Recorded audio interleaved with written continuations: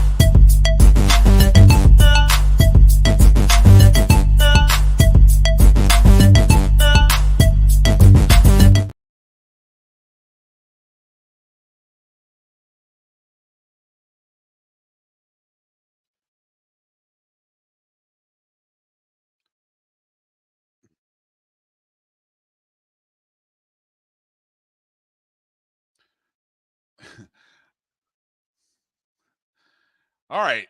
Hello. Good evening. Welcome to another live episode of the BCSN SportsWrap. I have no idea what's going on with my computer as I'm trying to get this show started.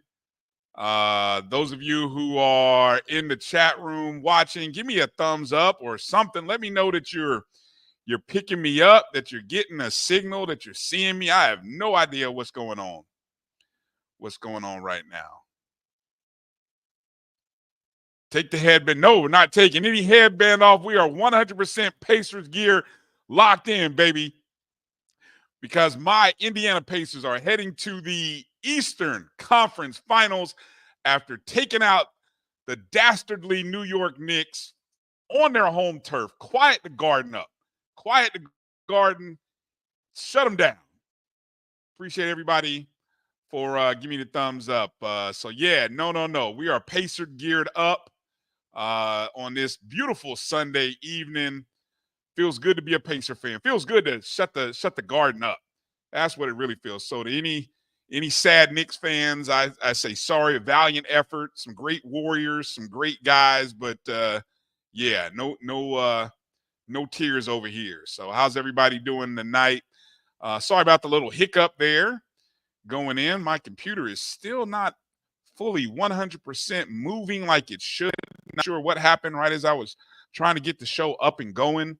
All kinds of stuff are acting up. So hopefully I appreciate everybody for giving me a thumbs up and checking in. Let me know you're picking me up. As you can see right now, I'm solo for a little while longer until A.D. Drew decides to join me. He's, of course, traveling on a Sunday. That's what he seems to be doing these days. So whenever he gets to a stable location, we will get this show off and running with the two of us. So appreciate everybody coming in. Don't be a hater. Don't be a hater. Look right now we enjoying the win. We enjoying the win. This losing to the Celtics. What have the Celtics proven to anybody? They've proven nothing. They played a broke down Miami Heat team and a broke down Cleveland Cavaliers team. They're about to see the healthiest team in the Eastern Conference, and that's us. No lies told. You all know that. We're the healthiest team coming in right now. No major injuries. Everybody's healthy. We're deep. We're fast. We're not scared of the Celtics. Not scared of the Celtics at all. We're pushing that to at least 6 games. You heard it here first. The Eastern Conference Final will at least go 6 games. So, no, I'm sorry that we are not losing in 5. Sorry, nope, not happening. Not happening. It's going 6. We might steal one of those first 2 games in what they call it, the TD Garden. We'll go to another garden and chop and dig up some more roots in another garden. But the series is going 6. So coming up later, we've got another game 7, Minnesota and Denver. Now that's an interesting one. That's an interesting series. I firmly believe that the NBA is one of those. Well, put like this: what we learned from the last 25, 30 years of the NBA is that you almost have to work through something to get to where you want to go. Usually, every champion has to go through some adversity. They have to go through something to get to the top. This Minnesota Timberwolves teams, this is what their second year in the playoffs under Anthony. And what did they go through last year? I guess they lost to the Nuggets. And so I don't, is this one step closer to getting to what, the NBA finals? I mean, I don't know, man. This is a tough one. This is a tough one. So I don't know. Yeah, can Minnesota beat Denver? I think they can. That game is in Denver. So I've got it. Don't you almost inherently have to pick the defending champs? I don't know. You guys got any good props or anything like that I need to play? Let me know over the next 30 minutes or so. I'm looking for some good props. Looking for some might look for some ant props to see points, rebounds, assists, and things of that nature. But coming up on the show tonight, we're going to talk a lot about stuff going on the diamond. Softball season is pretty much over for HBCU teams. I think the last softball teams competed this past week, and we're moving into that period for the baseball teams. And of course, the big tournament coming up this weekend, the SWAC baseball tournament. Obviously, some of the other conferences have already had their baseball tournaments. But the big event happening in Atlanta, Chandler Stadium, I believe is the name of the stadium, in Atlanta, Georgia, on the campus of Georgia Tech, the top 8 teams from the SWAC. So we'll be breaking that down here a little bit shortly. And also, one of the stories that I'm intriguingly interested in, some details came out about Coach Tamika Reed's contract with the University of Charlotte. And it's very fitting, or befitting, for someone with her resume. And so I want to go through, this was an article that I think came out it was reported, I saw it from the Clarion Ledger in Jackson, Mississippi. And they did a open records, I guess, request on the contract terms.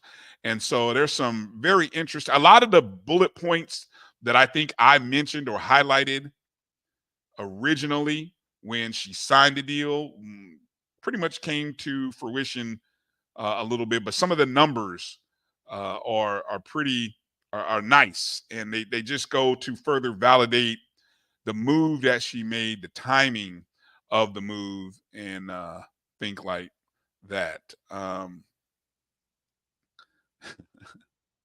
What is that? A&T Roy says, I count that. You're saying less than 0.25%. See, I was about to move some decimals there. So if it's that, then I'm looking to see what the odds are. I'm gonna look and see what the odds are in that case, to see what they're looking like. But really excited right now about my Pacers. So I want to say hello to everybody who's in the chat room. Appreciate Walter Harley, first one jumping in. Appreciate you. See, no shade. That's just Carlos Brown being a realist. I'm gonna call Carlos a realist. He says Boston in 6. I'm not calling Boston in 6. I am telling you it's going 6 games. I'll just leave it at that. Exactly. Shout out to Jasmine, Congresswoman Jasmine Crockett, Jimmy Mack. Make sure we put some respect on her name. All right. bleach, blonde, bad built, butch body. If you know, you know. Hashtag B6. Um, there's this meme running of trying to do that alliteration thing to kind of get yourselves. And if you can say it quickly, the way she rattled it off the tongue without hesitation, that's skills. Bleach, blonde, bad built, butch body. You say that about 10 times to get the juices going before you start to do a public speech, or before you do. That'll be the new Peter Piper pick peppers, that whole thing. I think she's on to something. So shout out to Congresswoman Crockett. Tamara T, thanks for checking in. The intro was way longer than it should have been because in the middle of it I had to do a restart. So appreciate you checking in. It's always good to be a fan. Thanks, Coach Ferrasi, coming in. Appreciate you. Hey, Mary 305 also coming in as well. Theron, let's see, HBCU band talk. I'd love to see what your prediction is. What is your prediction for the Wildcats? We're going to talk about the Wildcats, who are the 3 seed in the SWAC East baseball tournament. We're going to break down the final standings here in a second, but I'd love to hear your predictions and what do you think of that opening round matchup there. Just scrolling through CSC. Dr. Cavill checking in. Appreciate you, Doc, for coming in. Let's see.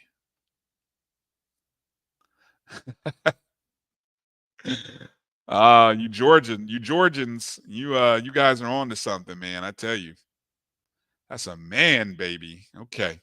Anyway, okay.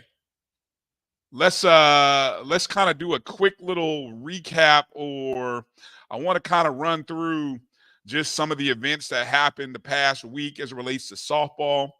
Of course, I think the biggest headline should go to Stillman College. Stillman and the Tigers, their softball program, got their first win in the NAIA softball tournament. Now, they had already made history, I believe, by being the first HBCU to get an at-large bid into the NAIA tournament. And what did they do? Playing in the opening round of the NAIA, first game out the box, they ended up rallying with 3 runs in the 5th inning and another 3 in the 6th inning, and they were the 5th seed. Now, in every quad, I guess there's 5 teams, so they were the lowest seeded team in that. I can't call it a quad, but in that mini region. They got a 7-3 victory over the 4th seeded Indiana University Southeast in the opening round. It was a historic win, as it was Stillman's first NAIA tournament victory in program history, the first ever victory by an HBCU in the NAIA softball opening round. That puts Stillman at that point with a 36-13 record, which was the program's single season win record right there at 36. So congratulations to Stillman for getting that win to open up the tournament. So it's double elimination. Stillman goes from that game into the next round, where I think they took on the 1 seed Jessup University out of California. Unfortunately, they lost that game in the winner's bracket, lost 3-6, and that put them in an elimination game. But Stillman was not to be done, as they got another matchup against that Indiana University Southeast squad. And then they got their 37th win with a 4-1 victory in their first game in the elimination bracket. That's a new school program record. But the season did come to an end later as they lost to William and Carey University 10-3.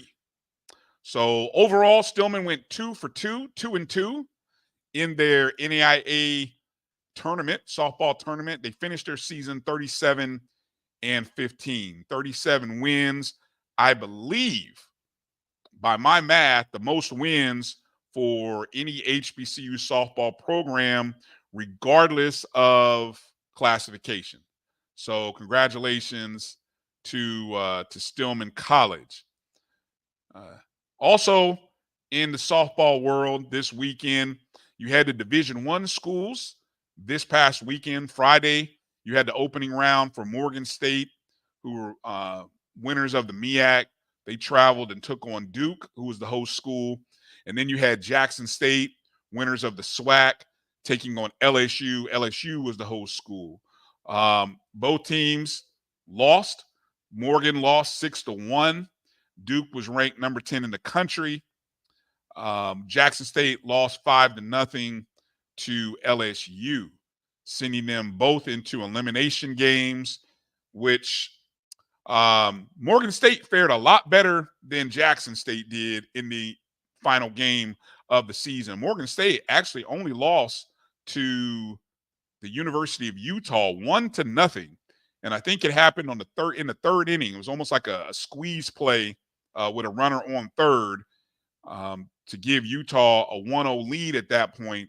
Morgan State was just unable to get another run or a tying run across the plate. So final score, they end up losing, season over.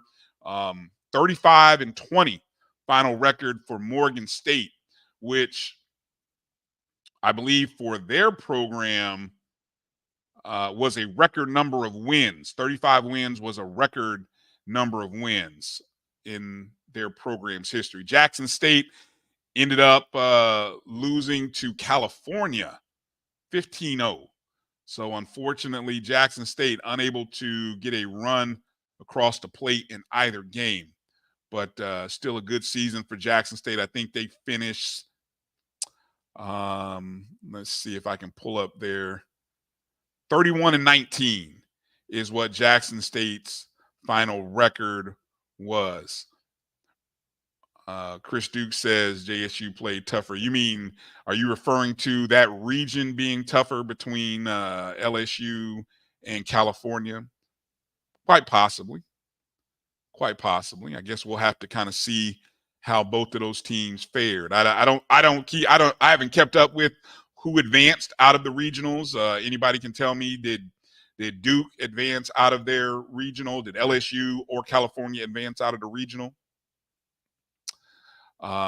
Be good to know. On the Division II side, they did play earlier in the week as well. Division II softball regionals took place. There was only one HBCU school in the Division II NCAA softball tournament, and that was Bowie State.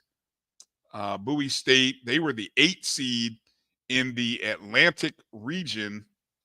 They ended up losing to the 1 seed East Stroudsburg 11-1. And then in the elimination game, they lost to the 5 seed Shippensburg 9-2. So Bowie State's season comes to an end with a record of 20-21. Brings up a question as to, now that softball is over, who are your top 5 softball teams? Now, usually here with the BCSN, we like to kind of do a top 5. We like to do Division I, and then we like to do under Division I, which essentially your NAIA and D2 schools. So if we're talking Division I, who would be your HBCU softball national champion on the Division I level? Let me give you some candidates. Now, based on RPI, now these are the mathematic numbers, right? This is your top 5 teams. I looked this up this morning. So these are the top 5 based on RPI in Division I softball. At number 5, you've got Howard University. Howard finished the season 30-13, 16-5 in the MEAC. Number 4 is Jackson State. Jackson State finishing 31-19, 16-8, of course, winners of the SWAC. In third, based on RPI, Florida A&M finished 26-20, 19-5, won the East Division, lost in the SWAC championship game to Jackson State. Number 2, Morgan State. Morgan State, based on RPI, finished 29-20. Now that's versus Division I, right? 18-3 in conference play. The highest rated RPI team, HBCU RPI team, is Tennessee State. Tennessee State, about 20 spots ahead of Morgan State, 25-25, 15-10. Now, you may say, why Tennessee State? Well, Tennessee State plays in the OVC Big South, which is a higher rated conference than the MEAC and SWAC, which are the 2 lowest. So, but again, the difference of ratings versus polls begs the question, who would get your vote for HBCU Division I national champ?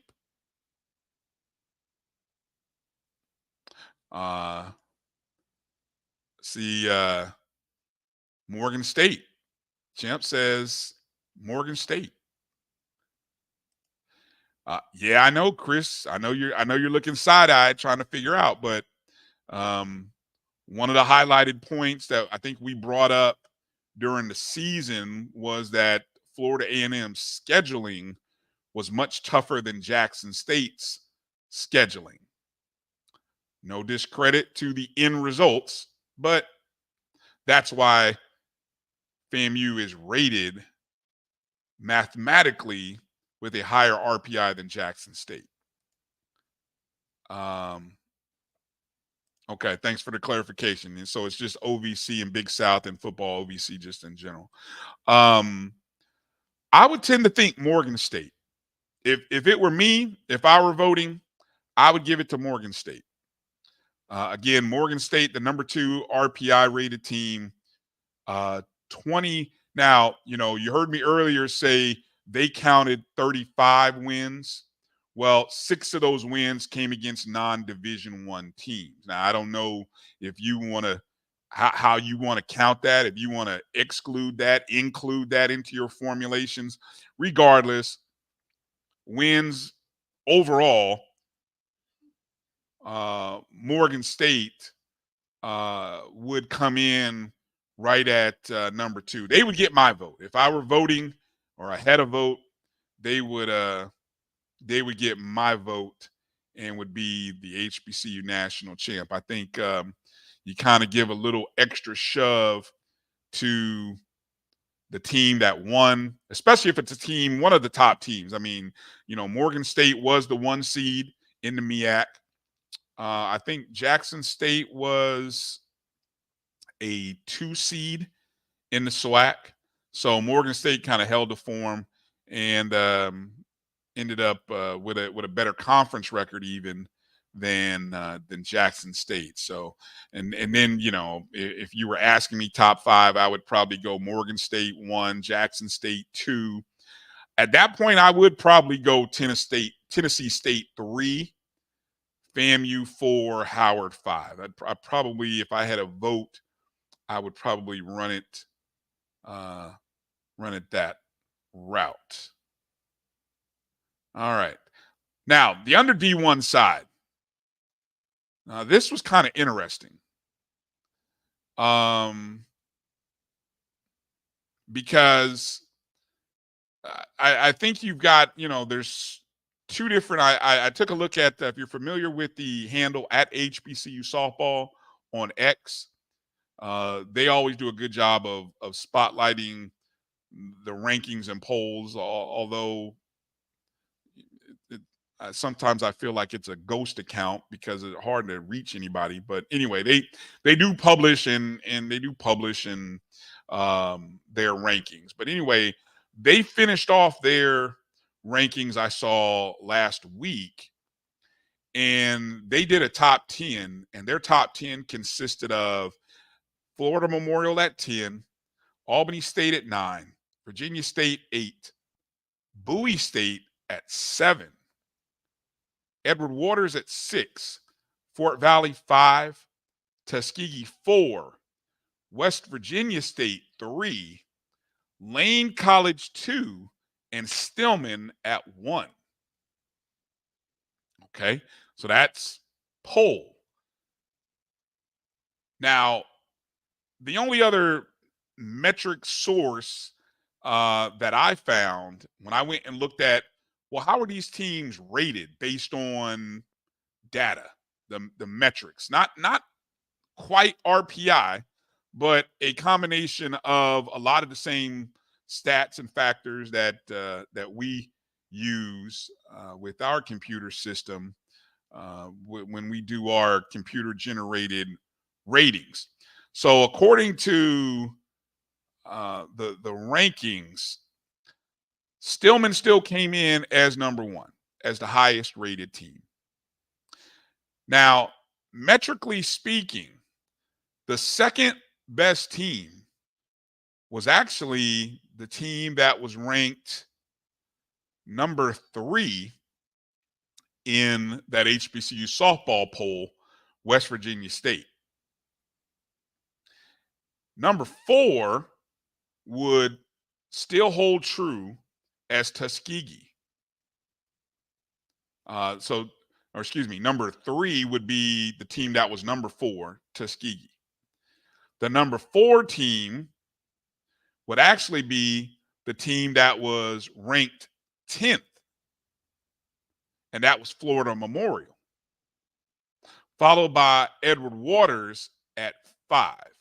So the top 5, based on the data and the metrics and the numbers, would say Stillman 1, West Virginia 2, Tuskegee 3, Florida Memorial 4, and Edward Waters 5. So you might say, what happened to Lane? Lane College, they won 32 games. Great season for Lane. Lane's rating, though, puts them all the way down at, let's see, 5. Their ratings put them at 5. And the biggest anomaly in all of this, I think, when you look at records, Virginia State was a team that actually went 25-5. Now, in terms of win percentage, Virginia State actually had the best win percentage. I mean, 30 games played, they won 25. Sadly, though, they didn't have a CIAA championship to show for it. And many of the other teams in the conference actually played 43, 42 games compared to the 30 that Virginia State. And I went back and looked at the schedule, and Virginia State had about a 2-week period right around spring break where they didn't schedule any games. I don't know if they purposely or intently didn't schedule any games, or whether games got canceled. Whatever happened, games didn't get played. So 25-5 was Virginia State's record. Sadly, again, no extra trip to show for it.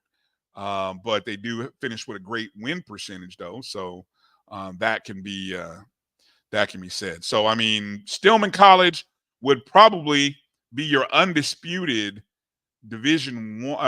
under Division I softball HBCU national champ. Let me know if you guys agree, disagree to that. And again, I'd love to hear your thoughts in the chat room. Let me know what you think about the Division I side. See a few people checking in. Good to see you, Coach. Good to see you. Let's see. Edwin Moore checking in. Good to see you, Edwin. I think I saw Chuck Hunt checking in. Of course, good to see Chuck checking in from Monroe, Louisiana. Watch Morehouse and Spellman's graduation announcement. You know what I did watch? I watched the Clark announcement, courtesy of HBCU Game Day.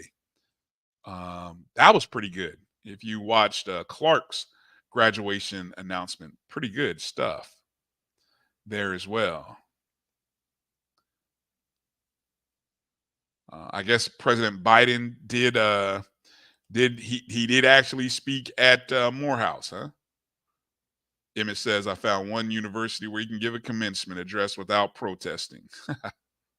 Yeah. Well, there was I did see that there was a letter by the Morehouse faculty. This was, I don't know, days before the actual, I don't know how many days before the actual speech or graduation this weekend, where they had kind of urged the president of Morehouse, I believe that's who it was addressed to, either the president or their board, to rescind the invitation, and citing some pretty interesting things as it relates to Biden and his policies. So yeah, we're getting to that season, folks, where we're going to have some tough choices to make in terms of our political system and who you're going to vote for president. Kind of looks like a lot of the same old from 4 years ago. And, the question is, if nothing changes, or if nothing has changed, where are you going to vote? And you almost feel like you have to vote just to vote. Not voting seems criminal to some degree. I mean, many lives have been lost, or lives have been sacrificed and given for our right to vote. So I would encourage everyone to vote. Make your voice heard.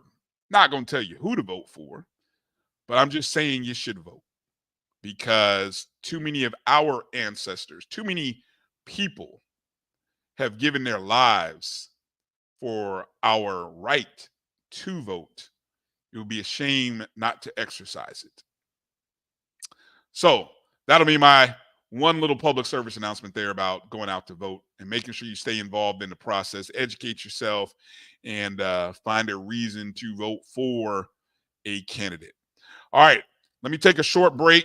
Come back on the other side. I want to get into talking about the SWAC baseball tournament. The seeds have been set. Some interesting matchups. Want to get your thoughts as well. And also, I want to get into just spotlighting a few things that I found very interesting in the contract for Coach Tamika Reed, who is now the new coach at Charlotte University, formerly the queen of the SWAC at Jackson State. So hang in there with us. I'll be back. Hopefully, maybe Drew will be in at some point. I know he's traveling, so maybe you'll just get more of me for a little while longer at least. You're watching the BCSN SportsWrap right here on the Black College Sports Network. We'll be back in just a moment. The Cuvée Group is a Florida-based marketing and training consulting firm. We help businesses communicate to their target audience and engage them in conversation. We also help to expand their audiences, which will ultimately result in growth for those organizations. In addition to being a certified constant contact specialist, my colleagues and I are also certified in John Maxwell Leadership Principles. We use these proven principles to conduct workshops, training, and private coaching sessions for individuals and companies looking to take things to the next level. Contact us to schedule a free consultation. Issues today, don't delay, call Cuvée. This is the Dean of the College of HBCU Sports, Kenyatta Cavill of Dr. Cavill's Inside the HBCU Sports Lab with Mike Washington and Charles Bishop. Come mix it up in the lab where the course lecture is in session every Tuesday from 6 o'clock p.m. Central Standard Time on Facebook Live, YouTube Spreaker, or the BCSN app, as we discuss all things about the HBCU sports culture, including exploring the week that was in the sporting HBCU diaspora, as well as the upcoming week of HBCU Sports. With me, the Dean, the College of HBCU Sports, on Dr. Cavill's Inside the HBCU Sports Lab with Mike Washington and Charles Bishop. Course lecture dismissed. From novice to aficionado, find yourself here. High quality cigars plus personal customer service. Slow Burn is Waco's only mobile cigar lounge, featuring a meticulous, curated collection of premium cigars. Visit our website, www.slowburnwaco.com. That's www.slowburnwaco.com.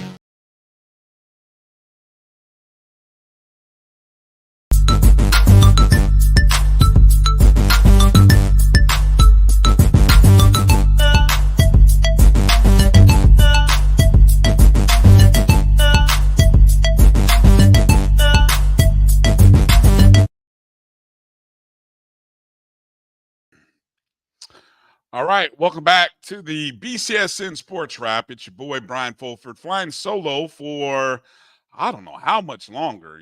Maybe sometimes A.D. Drew he'll be coming in supposedly. At least that's what he tells me. He's gonna come in. So we'll get into talking a few things, talking about the SWAC, just kind of looking and seeing from some of your comments here that. Let's see. President Biden stated that the administration had given a record $16 billion to HBCUs from 2021 to 2024. That's right. That's right. Can I ask a real question? Do you feel like your university has taken advantage of that?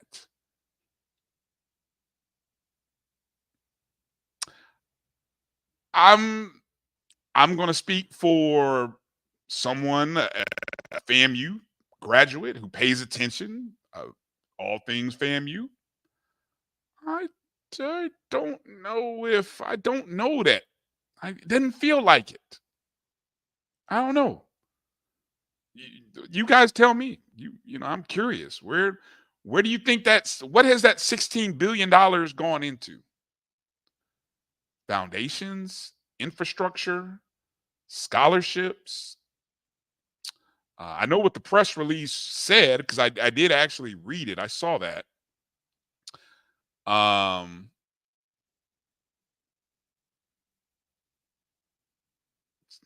Jimmy Mack says some of it in student loan forgiveness. Okay, I've taken advantage of that. So I, no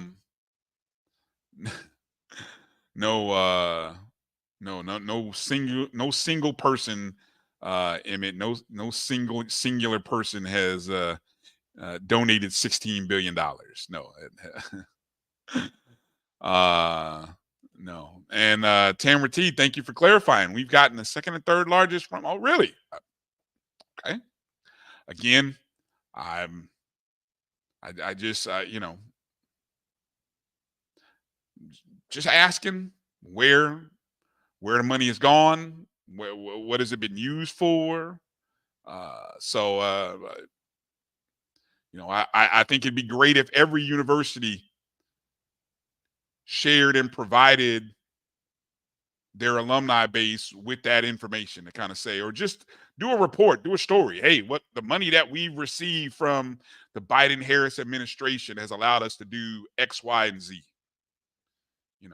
We like to know where the money, as much as what we've learned over the past 2 weeks, as much as some of y'all are interested in who's donating the money and where the money is coming from, I think we equally would like to know how the money is being used. Right? Let's see. At Spelman's graduation, Bishop Yvette, I hope I'm saying the name right, Flunder, and Angela Bassett spoke at Spelman's graduation. That's nice. That's nice. Anybody else? Let me see. Just kind of scrolling through the text here, trying to see what's out there. Okay.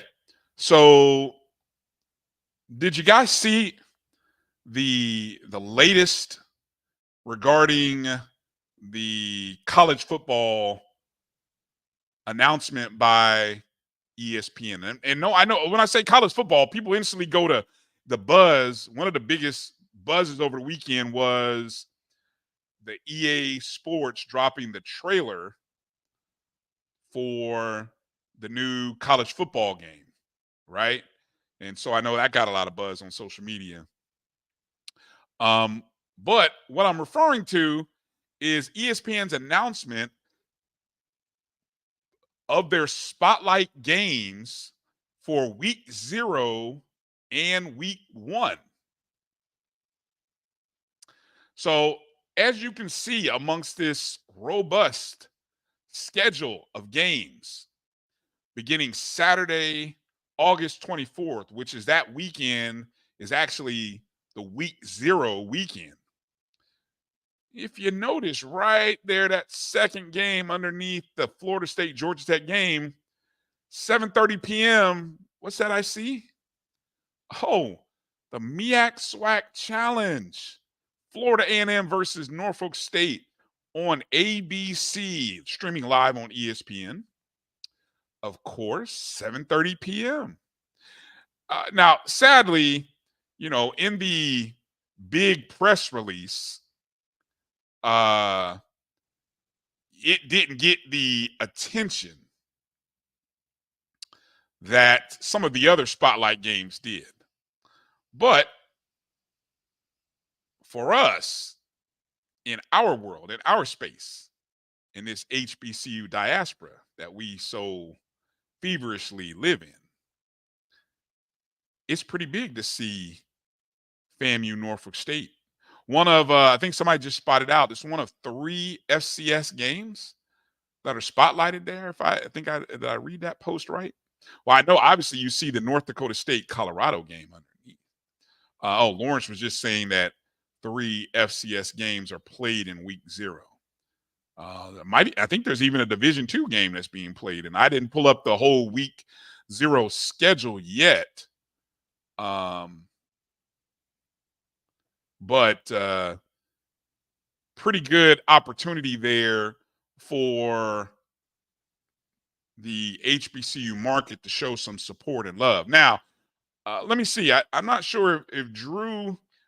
I see Drew in the background, kind of getting himself together. Not sure if Drew, if you're hearing me, give me a thumbs up when you're ready to come in. All right, Drew is ready to come in. So I say hello to him. How you doing tonight? Mic check 1 2. Can you hear me? I hear you loud and clear. You sound good. All right. So got some new road equipment. Yeah, good stuff. You sound good. Good quality.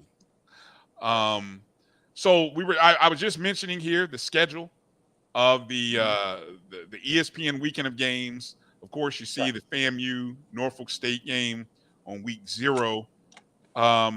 We were talking offline about last year. Okay, so last year the game between Jackson State and South Carolina State also aired on ABC, but ABC in some markets. Some markets, if I recall, did not air the game, and we were trying to figure out why that was. And so I don't know I know, like I said, you're just coming off the road. If anybody in the chats can recall, why were some markets not carrying the SWAC game last year? I don't think it was due to another game. I think there may have been something else happening. And that was, obviously the game is on ESPN. So if you didn't get it on ABC, it did stream on ESPN. But the game last year drew just shy of 1 million. I think I saw like 922,000, which was still good numbers, almost hit 1 million. Any thoughts there on, did you ever come to it and figure out what might have been going on the same time as that game last year? No, I did not figure out what was going on at the same time as that game was last year. I just remember there was something going on during that time, and on some of the ABC platforms, which prevented that game from being exclusive. This year, it is exclusive. So this is a big step for the HBCU brand. Not only this game, but the amount of games that ESPN is showing on their platforms, and I'm not talking about on 3 and U. I'm talking about prime time major games, because I believe we've almost doubled over since the advent of the Celebration Bowl. We've doubled our exposure on ESPN. Yes, and Lawrence, yes, that was a little bit of it, and the fact that a lot of local markets are running preseason NFL games, which they already have sort of slide. It depends on your market, obviously. And Lawrence says in LA, he couldn't watch the game on ABC because they were running the Rams preseason. And I think that happened in a few other places as well. And so that might have created the issue. Now, nothing's to say that won't happen again. I think with all of those NFL, see, that's the thing with the NFL preseason games, the local affiliates, whichever local affiliate gets the contract to air the preseason game, well, they know that it's the NFL, and NFL always draws numbers, even for a preseason game. NFL is king. NFL is king.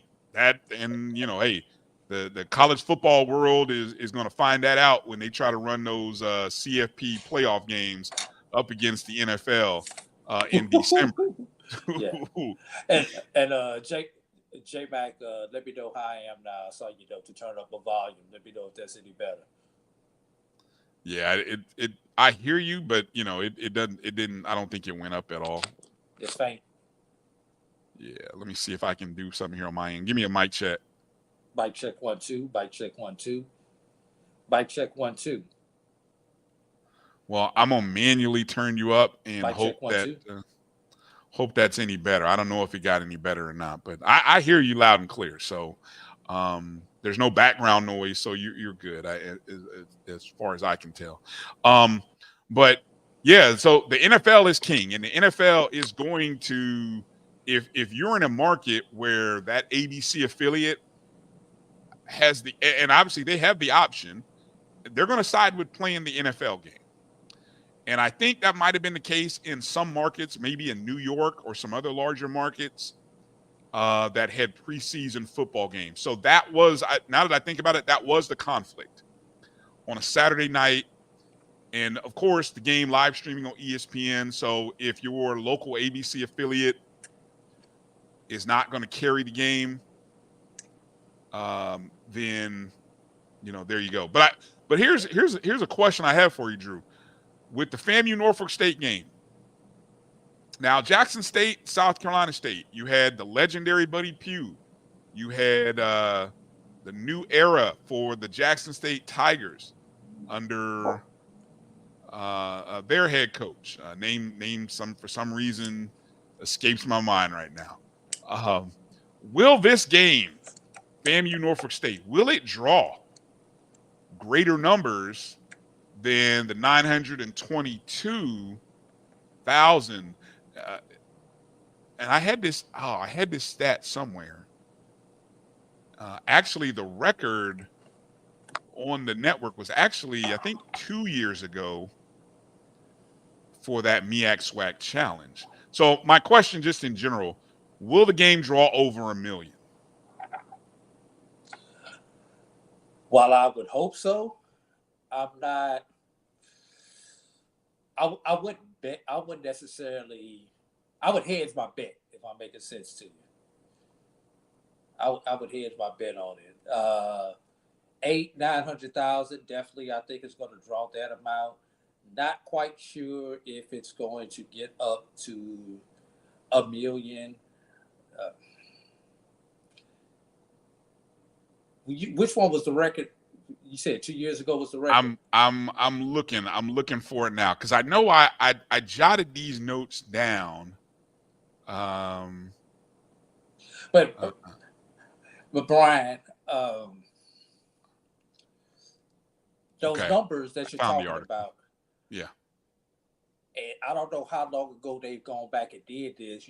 Originally they only used to count the network, be it ABC, be it ESPN, ESPN2, in the numbers.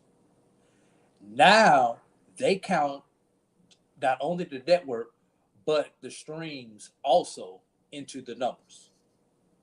And the streaming numbers are increasing year by year. So as people cut the cord and move away from, linear television, those streaming numbers did not used to be in those numbers for viewers. Now those numbers are being reported for the various games now. So with that, there is a good chance that the numbers could increase this year. Does it get to that million? That's a different thing. Okay, so I found the article. This is from clutchpoints.com. MEAC SWAC's challenge drew, as I said, 922 television viewers on ABC last year per a ratings report from Sports Media Watch. The 18th edition of the Week 0 matchup was second only to Navy versus Notre Dame on NBC, which drew 3.56 million total viewers. The MEAC SWAC challenge outpaced other television-rated games that were on during Week 0. Games such as UMass versus New Mexico State, Ohio versus San Diego, Mercer versus North Alabama. All of those games appeared on either ESPN or FS1. So the MEAC SWAC drew larger. Now, that game last year doubled the previous year's number of 485,000 viewers when Howard at Alabama State. You remember that game vividly, Drew, because I think you were there until midnight. No, 135 the next day. And see, you have to put an asterisk by that one, because that was the game where we had a lightning delay at kickoff, Yes. and then we had a lightning delay in the second quarter also of that particular ball game. That's why that game only drew 400, because we came back. I mean, the game, it took us over 3 hours to get the first half done of that game. Okay. And game that also, I was gonna say also with that one, that game was concluded on digital. Didn't even get bumped to 2 or anything. Yeah. That game got concluded on digital because that game got so far behind because of the weather delays. So that's why that one was only in the less than 500,000. Okay. The highest viewed edition of the MEAC SWAC challenge, ready? Drum roll, please, was in 2010. The 2010 MEAC SWAC challenge drew 1.016 million viewers. Now, when I tell you who was in this game, you will shake your head. You'll be like, huh? They drew 1.016 million? All right. The MEAC representative was, any wild guesses? I can't remember that far back. Okay. It was Delaware State. Ooh. Yeah, exactly. The Well, SWAC you got the Philly market. You got that Philly market with Delaware State. You're being kind. You're being kind. I think you are, but okay. They got the Philly market. You're being fine. The SWAC representative was Southern. So again, obviously New Orleans, Baton Rouge. Yeah. Just so like again, the 2010 MEAC SWAC challenge between Delaware State and Southern drew the most fans, 1.016 million viewers. Was that game in Orlando or Birmingham? Ooh, that's a great question. Anybody remember where that game was played at? Because I wonder what the attendance was on top of that. Just out of curiosity, since you done brought it up. That's a good question. Anybody that recalls, Delaware State. I know back in the 70s, Delaware State used to be a beast, but in my lifetime, I don't know if I've seen Delaware State be a beast in my lifetime. That's just me.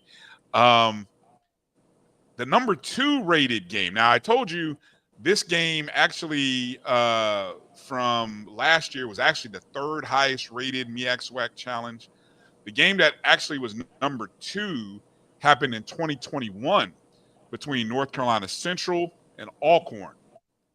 That drew 1.002 million television viewers. So what year was that? 2021. That was North Carolina Central and Alcorn. All right. Ironically, okay, in 2021, I've got the attendance. That was at Center Park Stadium in Atlanta. That was 15,215. But you remember that was the first one coming out of COVID. That particular year. And going back to 2010, that was at the Citrus Bowl, as it was called then, in Orlando, 16,327, which at that point in time was the second lowest attended BX SWAC challenge at that point in time, because they've had a few that have really trumped that one. Okay. So yeah, definitely a few people do recall that game in 2010. Good stuff. Of course, in 2025, North Carolina Central returns and they will face Southern, and the 2026 matchup will be Howard and Alabama A&M. Now, anything else about this schedule, Drew, that caught your attention and you were like, I don't see this? I mean, I've got to enlarge this so I can see it. I'll tell you what I don't see. It's the OBC. Matter of fact, I don't see any Labor Day classics. Well, classics played on Labor Day, because we do have some called the Labor Day Classic. But classics played the Labor Day weekend on this schedule. I don't see the Red Tails Classic, which is another one that has traditionally been on the ESPN family. Those two specifically that weekend. Well, you're right. I don't see that on there either. I will tell you that I did. Obviously, there's two things here regarding the OBC. And of course, this year, the Orange Blossom Classic will feature North Carolina Central and Alabama State. I will tell you that, hold on, I'm sorry. I'm in the middle of trying to get these last props in. So my apologies for being slightly distracted here. I'm counting on, I missed it. Doggone it.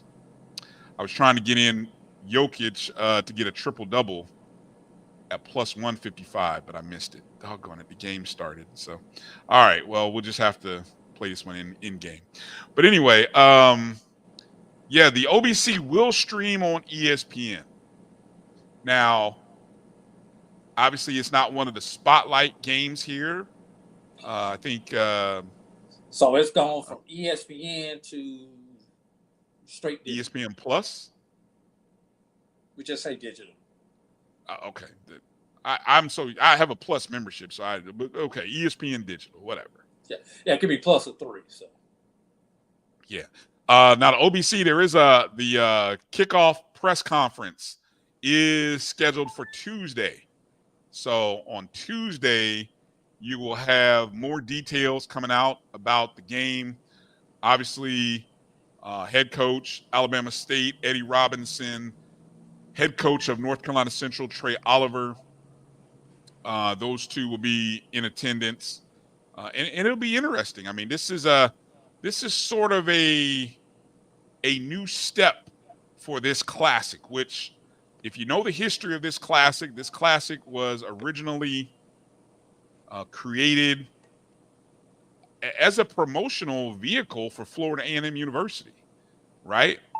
And, you know, even when it came back, its first 3 seasons back, of course, it was supposed to start up the year COVID kind of, you know, it's supposed to start up, I believe, in 2020, but COVID took that game away. It was supposed to be FAMU and Albany State, if I'm not mistaken. And so, unfortunately, when they came back the next year, FAMU moved into the SWAC, and then it, in conjunction with Dion going to Jackson State, and you know the rest is history. And so, you know, you had 3 years of FAMU versus Jackson State the last 3 years in the OBC.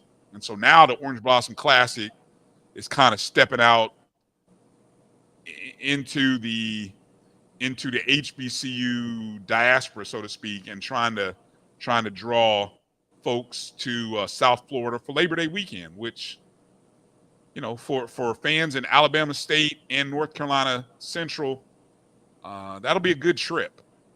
And I think, Drew, when we get into talking about schedules later on this summer, there's some interesting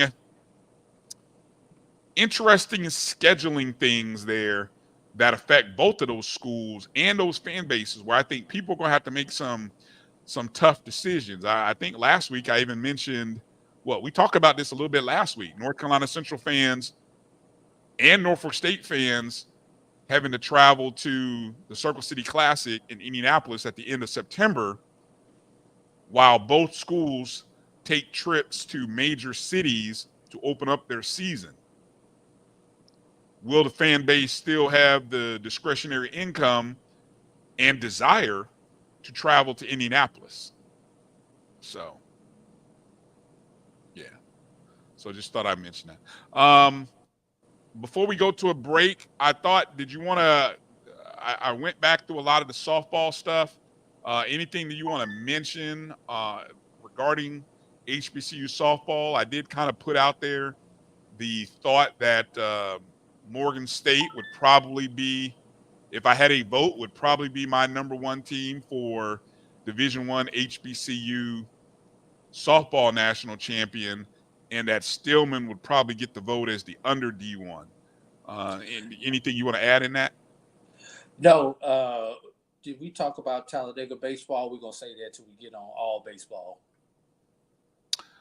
I did not talk about it, but I was waiting on you. I figured you might have some intel on the base and want to get in on that, so we can go to a break and talk about that on the other side before we get into talking about the SWAC baseball tournament.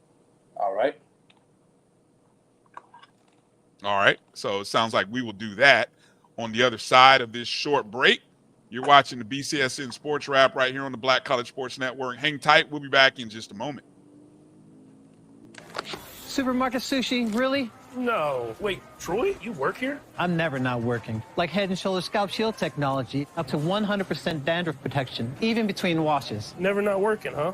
Oh, Troy, you're such a good teacher. Yeah, I know. Never not working. Never not working. Never, ever not working. Are you serious? Never not working. Dandruff protection that's never not working. Head & Shoulders Scalp Shield technology. It's never too early to plant the seed, to share the tradition, and instill a sense of pride in your HBCU with your little ones. HBCU Pride and Joy Children's Boutique helps you share your school spirit with a wide selection of adorable kids' apparel and accessories officially licensed from your favorite HBCU. Visit hbcupridejoy.com and follow us on all social media at HBCU Pride Joy on Facebook and Twitter. This is Brian Fulford. A.D. Drew and I are co-hosts of the BCSN Sports Wrap. We talk about all things related to HBCU athletics. From the games, teams, coaches, and fan interest stories, we cover it all. You can find our shows on Facebook at BCSN Sports Wrap, YouTube at MyJBN Online, and everywhere you listen to podcasts like Anchor, Spotify, Google, and Apple Podcasts. You can also find the show on the Jericho Broadcast Network's app. make sure to download. We look forward to you joining the conversation and being a part of the show. You're looking for the latest information on Southern University sports, the Southwestern Athletic Conference, and HBCU athletics. There's only one place to go. Tune in to the Carlos Brown Show, exclusively on the Black College Sports Network.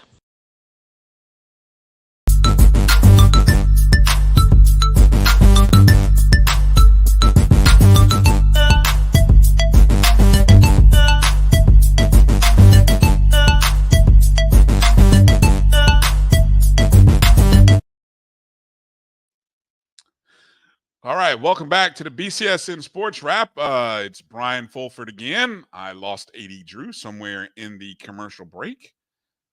So when Drew comes back, we will talk a little bit about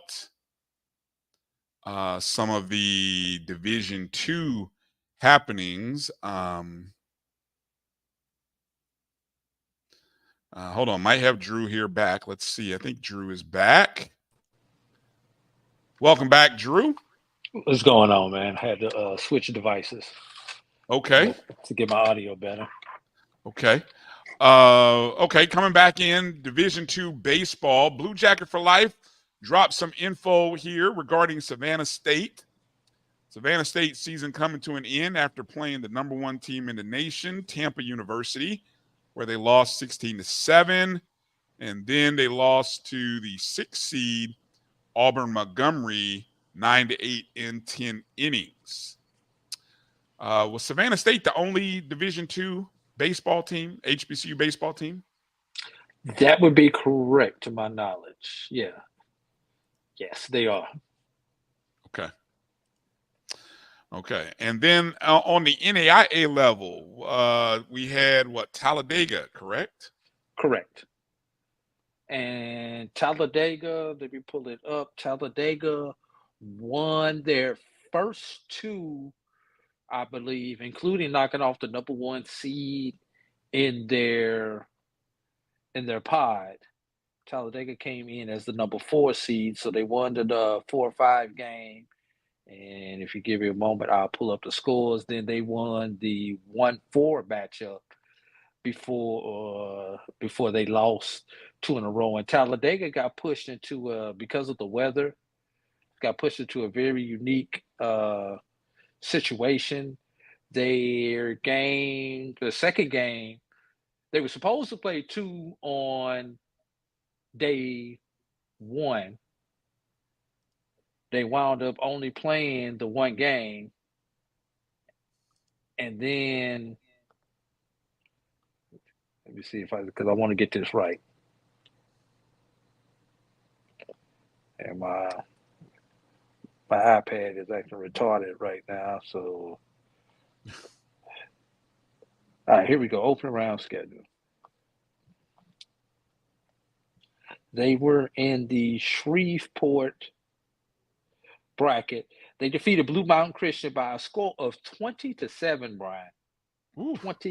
20-7 on Monday. They were supposed to play there were supposed to be 2 additional games on that Monday, but they were both rained out and were pushed over until Tuesday. Talladega defeated LSU Shreveport on Tuesday by a score of 6-5 in 10 innings.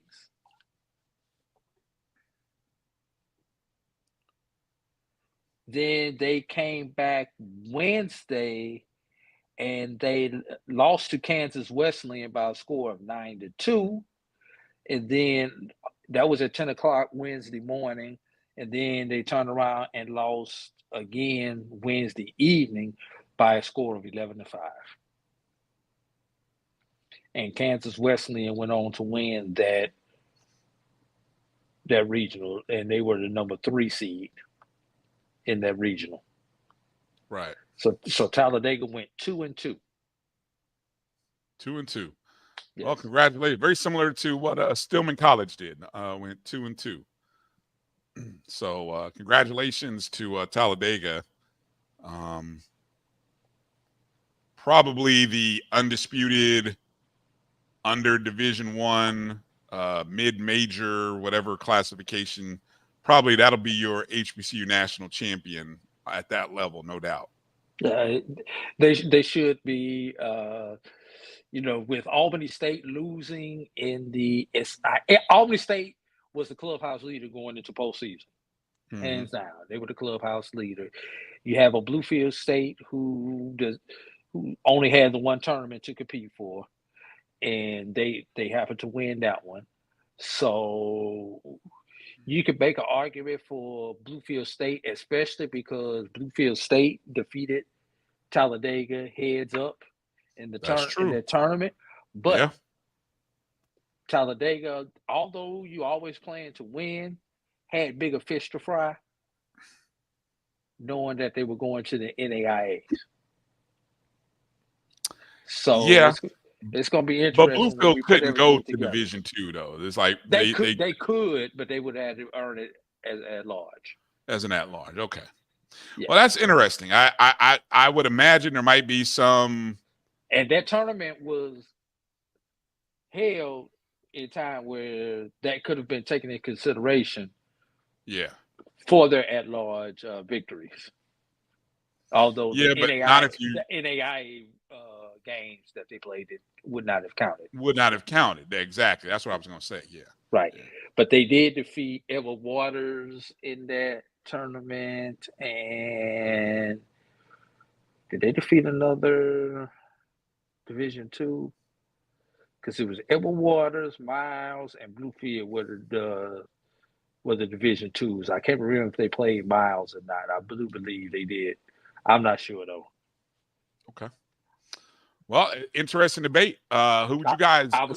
I was tracking teams, not the tournament itself. I was just tracking individual teams that I liked in that event. Right.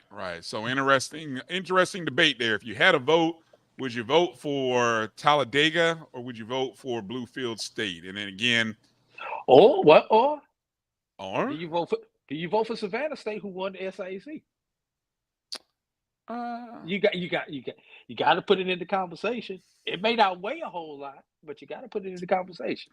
Did Savannah State go to that tournament as well? No, they turned it down once they won the SIAC. Okay. But they did make the Division II playoffs, so you have to weigh that. Interesting 1, 2, and 3. I think if I had a vote, or if I could vote on it, I think you and I both know who number 3 is going to be. I think Savannah State would be 3. Yes. And then it would go to, man, that's tough. It's tough to beat head to head. But yeah, I know you got 2 extra games. No, I know you got 4 extra games, and you got postseason victories. Yeah, that's tough, man. That's tough. Yeah.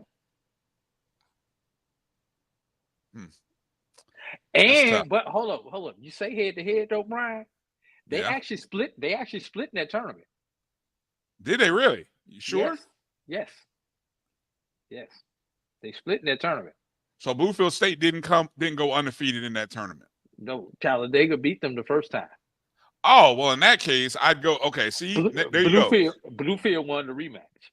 Okay, in that case, I would go Talladega, then won Bluefield State 2. There you go. Yeah, so it's not like they hadn't beat them. All right, you just sold me. When you told me that, you just sold me. You just sold me on that. Okay, good deal. Okay, that brings us to Division I.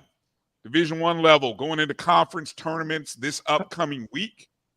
Hey, Brian, before we go to the conference tournament, can we talk about that article about the team who did not make the tournament? Yeah. Okay. And what Drew is referencing, let me see if I still got it pulled up here. I had it pulled up. An article that just came out. Let me see. When did it just come out? Did it come out just yesterday? Yeah, matter of fact, it came out today. In the, I believe it's the Pine Bluff Commercial, which is in Arkansas. Headline reads, UAPB baseball coach talks funding. It's an article written by Tanner Spearman. Opening paragraph reads, a lack of funding consistently leaves University of Arkansas at Pine Bluff student athletes at a competitive disadvantage. UAPB baseball coach Carlos James said his program's finances trail behind its peers in the Southwestern Athletic Conference. Let's see. James has been there for 14 years. And of course, he brought up the fact, and I'm paraphrasing throughout the article, he brings up the fact that, of course, we're all familiar that the baseball scholarships at the Division I level are 11.7. And a lot of programs cut those up and give partial scholarships or try to nobody gets a full. Yeah, it's very rare to get a full scholarship for baseball. You're probably given a partial, and you're probably looking for academics as well. But he made a point of saying that when he first got to Arkansas Pine Bluff, he only got 6. Now it's down to 4 scholarships. And the baseball program has a budget of $114,000, which in comparison to another school in Arkansas, not a power program, not the University of Arkansas, but Arkansas at Little Rock, they're almost $200,000 less than that program.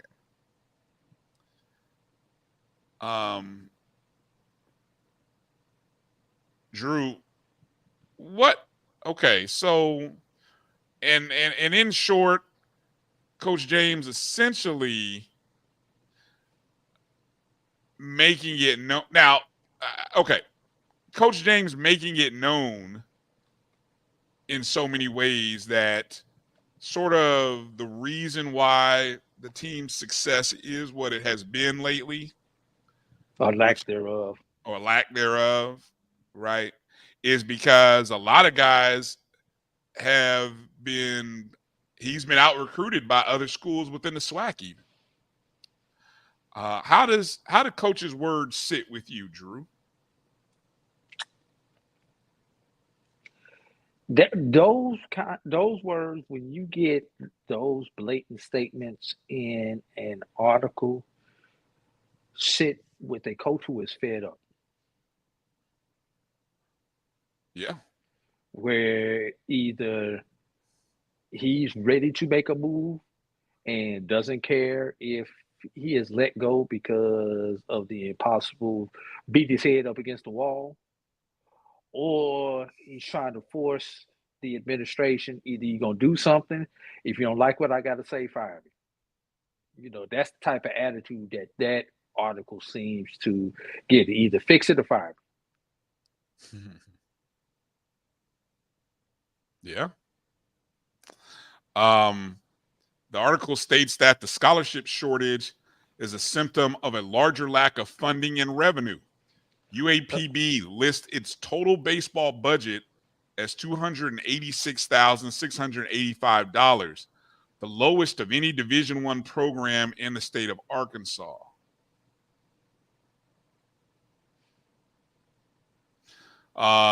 University of Arkansas Little Rock has a baseball budget that is $777,000.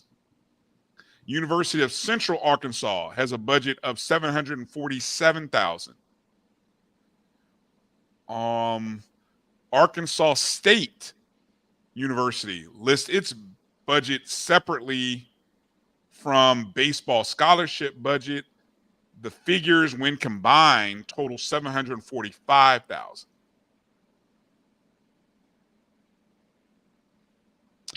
The lack of funding shows up in facilities and equipment. I want you to get to the salary part of that article. All right.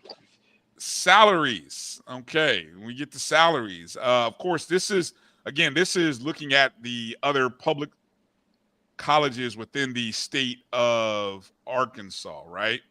Of course, not the University of Arkansas, because we know that SEC money just is different.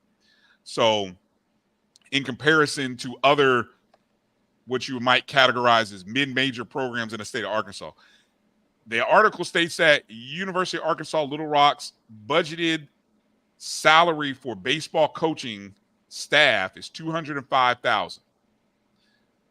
UCA, which is Central Arkansas, $171.7 thousand. Arkansas State, $139,612. The UAPB coaching staff budget, $94,061. I don't know how many, Coach James has been there 14 years. I don't know if he's making all of it. If he doesn't have any assistants, then it might be all going to him. But I imagine he's probably not taking all of it. Probably him. I think it's him. I think the article said it's him and a part-time assistant. Let's see. And one paid assistant coach, while the others each list two. So essentially, he has one. That's got to be a part-time assistant at that low amount.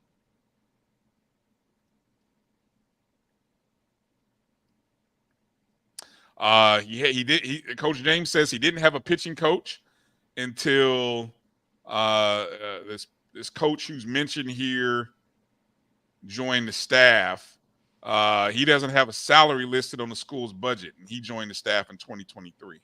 As i.e. volunteer, probably. Yeah.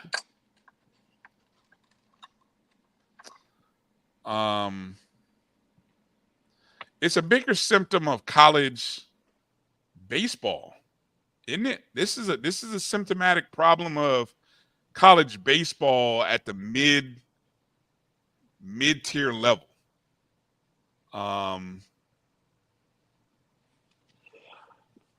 Brian, although there may be symptoms, this is a full-blown disease right here. It's definitely not a good look. It's definitely not a good look. Now, the question is, I remember when we first encountered Coach James.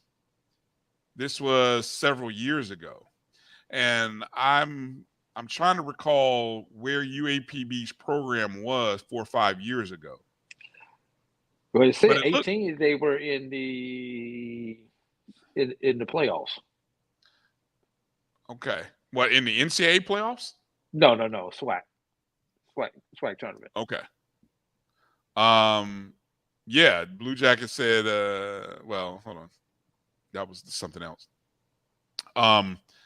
So, but where the program has fallen, I mean, they have fallen on hard times over the last 4 years.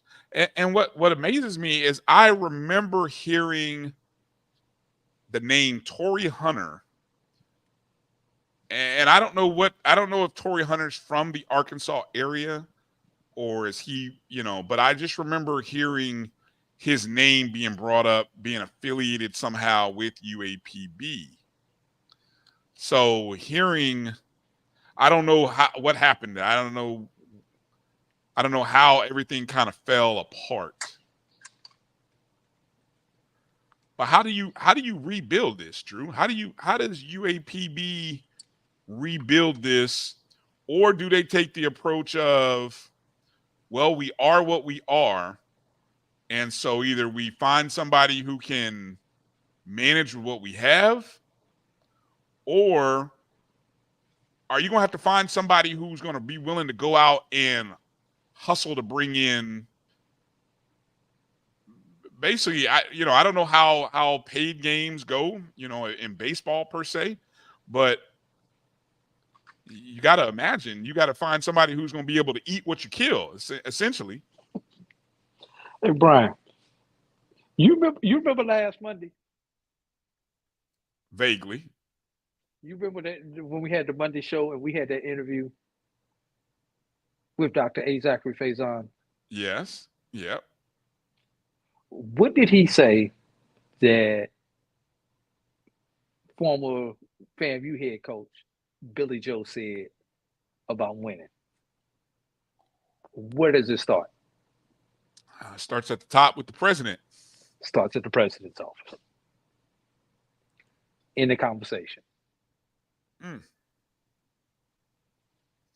Well, this will be an interesting story to follow and kind of see what happens at UAPB. But it's a good article. Again, I believe the site, it's the Pine Bluff Commercial. apcommercial.com is where you can find it. It came out today. It says UAPB baseball coach talks funding. I'm sure if you do a search, you will find it. And given the fact that the SWAC tournament is coming up this weekend, Drew, I got to believe it'll be on the minds and tongues of a few people those first couple days of the tournament for sure. And it needs to be. Yeah, we'll see. We'll see what comes of it. All right. Let's talk about that SWAC baseball tournament, which concluded all of its games on Saturday. Some interesting developments, though, and we'll go over this here in a second because not everybody finished their games this weekend. What was decided is the East was clearly decided after the first game of the series. FAMU's magic number was 2. They got a win. I think 7-4 was the opening game against Valley. And they were also fortunate they got a Bethune-Cookman loss. So the FAMU win and the Bethune-Cookman loss was essentially the magic number. FAMU was supposed to play a Thursday, Friday, Saturday. They moved the Saturday game to a doubleheader on Friday. They won game 1 of the doubleheader and essentially clinched, in their own words, without any help from anybody else, but essentially they had won. They had already won it Thursday. Yeah, they already won it Thursday, but they did the whole. This graphic came out on Friday. They ended up losing though the third game to Valley. Valley ended up beating FAMU in the third game. Valley they had nothing to play for. Yeah, maybe so, but Valley did play well in that last game. I watched it. They looked good. So Valley ends their season with a win, and down the stretch, Valley did beat some people. Valley scared the crap. I was actually at Thursday's game. I sent you the clip. Valley scared the crap out of FAMU Thursday. I think, yeah, it was a close game. It was closer than I think a lot of people thought it might be. Yeah, wound up being 7-3 was the final, but into the 7th inning, Valley was in control of that game. Can't remember who hit the 3-run jack at the start of the game. Mm-hmm. 3-run massive home run. And then that was pretty much it for FAMU. I think it was Ty Jackson hit that 3-run homer because he had 2 of them. Ty Jackson. No? Brady Jackson. Popple. Brady Popple. No? Okay, I'm going to stop guessing because I know he hit a homer as well. But okay. 23. Who wears 23? Oh, Gianmichael Bastardo. Yeah, John Michael. Yeah. It was John Michael. That's exactly who it was. Okay, that's right. I do remember it. Now that you said it, I do remember. And you want to know what was ironic about that? I was sitting there, I was taking a couple of videos, and I was like, I'm supposed to record this at bed. I got a funny feeling he's supposed to do something good. And somebody started talking to me, the pitch that he hit out the yard, and I had stopped the doggone, stopped recording. See? People want to talk. People want to talk. Always messing up good stuff. And the one he hit that was foul, was further than that one. He almost hit the bus in over on the side street. Valley's bus had just pulled up and parked. And everybody was like, hit the bus. We thought the bus was going to stop in fair territory. The bus stopped in foul territory, and he almost hit the bus. Nice. Yeah. So FAMU wraps up the 1 seed in the East. Over on the West side, that's where it was pretty interesting. This one came down to win percentage. It was the Texas Southern Tigers winning the West. They playing the bare minimum. Right. The bare minimum, 18-6, playing 24 games. And essentially they win on win percentage, Drew, because here was the second and third place. Texas Southern, of course, they played a series against UAPB. They didn't play games 2 and 3. They only played game 1. They won that game 12-2 to give them their 18th win. Okay. Grambling, who was already 1 game behind Texas Southern, essentially 2 games behind in the loss column. Right. They won their first game against Southern 19-4 for their 18th win.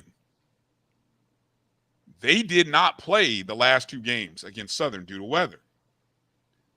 That was interesting, important, because had they swept Southern, they would have had 20 wins, possibly, assuming that they sweep Southern, right?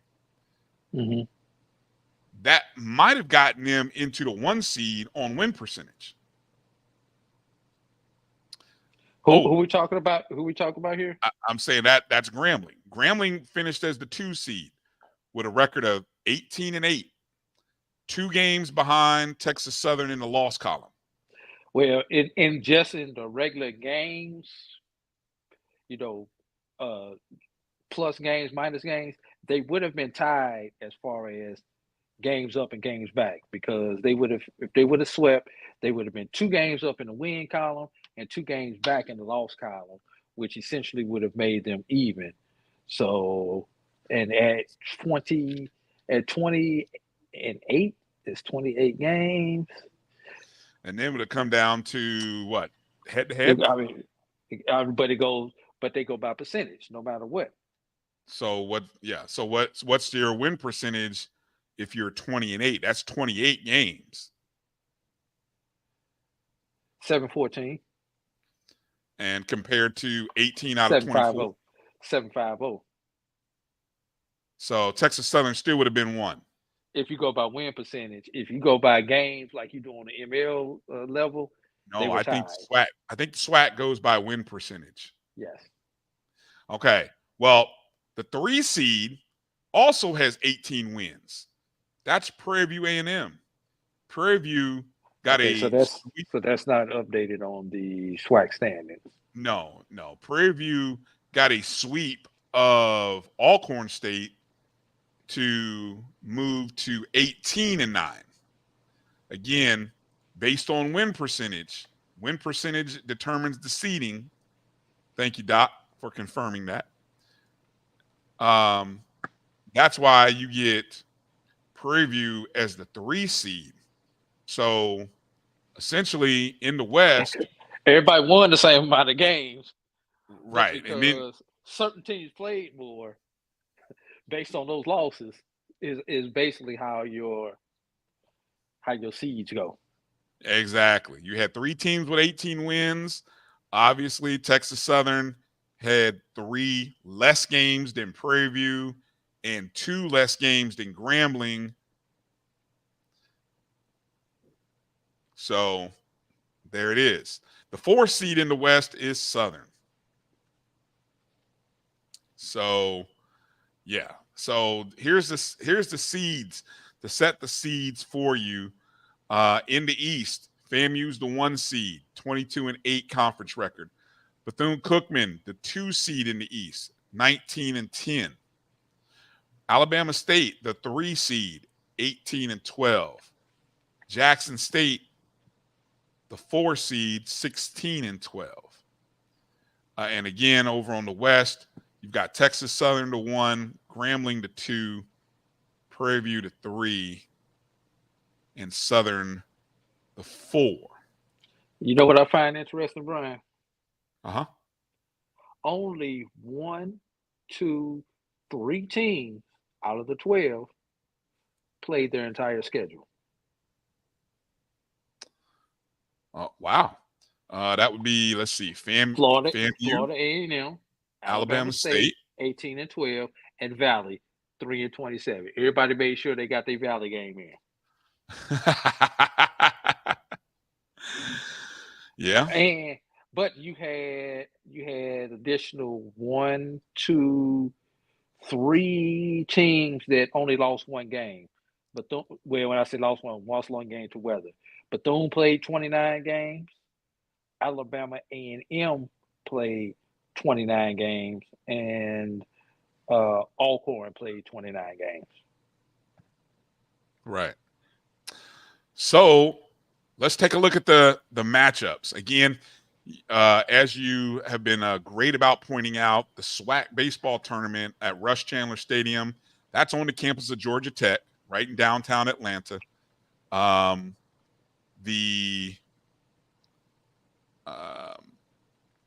The game, where was I going here? Emmett, you could have kept that to yourself. That's what threw me off. I saw that one.